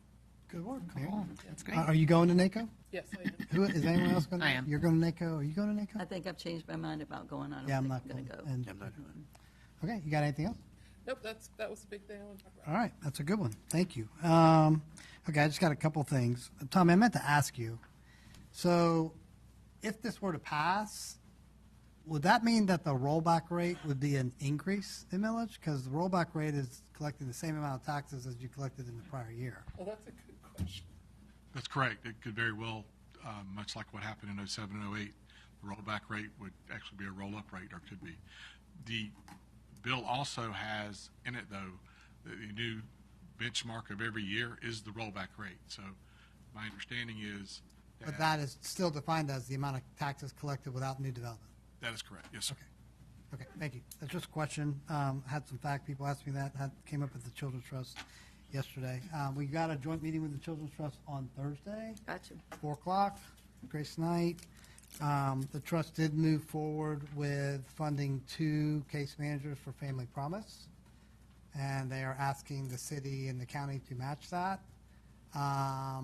And that will be presented on Thursday. So they have 6 case managers or so? Yeah, right now they have 2. The trust is going to fund 2 more. They're actually looking for 8. There was a whole presentation. I'll leave that for Thursday, but I did want to let you all know Are that. they going to make that presentation to us? Yep. Okay, thank you. Yep, that'll be presented, and you should have your backup. The backup should be going out. If it didn't go out last night, it should be going out today. And then, Missy, I had a question for you. Have we been able to reschedule the city of Alachua and the county's joint meeting? Do you know? Mr. Chair, I believe it's in August, but I don't know the exact date. I'll get I it can and tell tell you. you tonight. Oh, do you know? Okay, so it has been scheduled, though. Okay, that's, as long as it's I scheduled. mean, I can just look at my, I can find out. Shannon's good at something. Yeah. Okay, that's all I had, so I think we are going to go ahead and be in recess until 5:01. Okay, we're adjourned.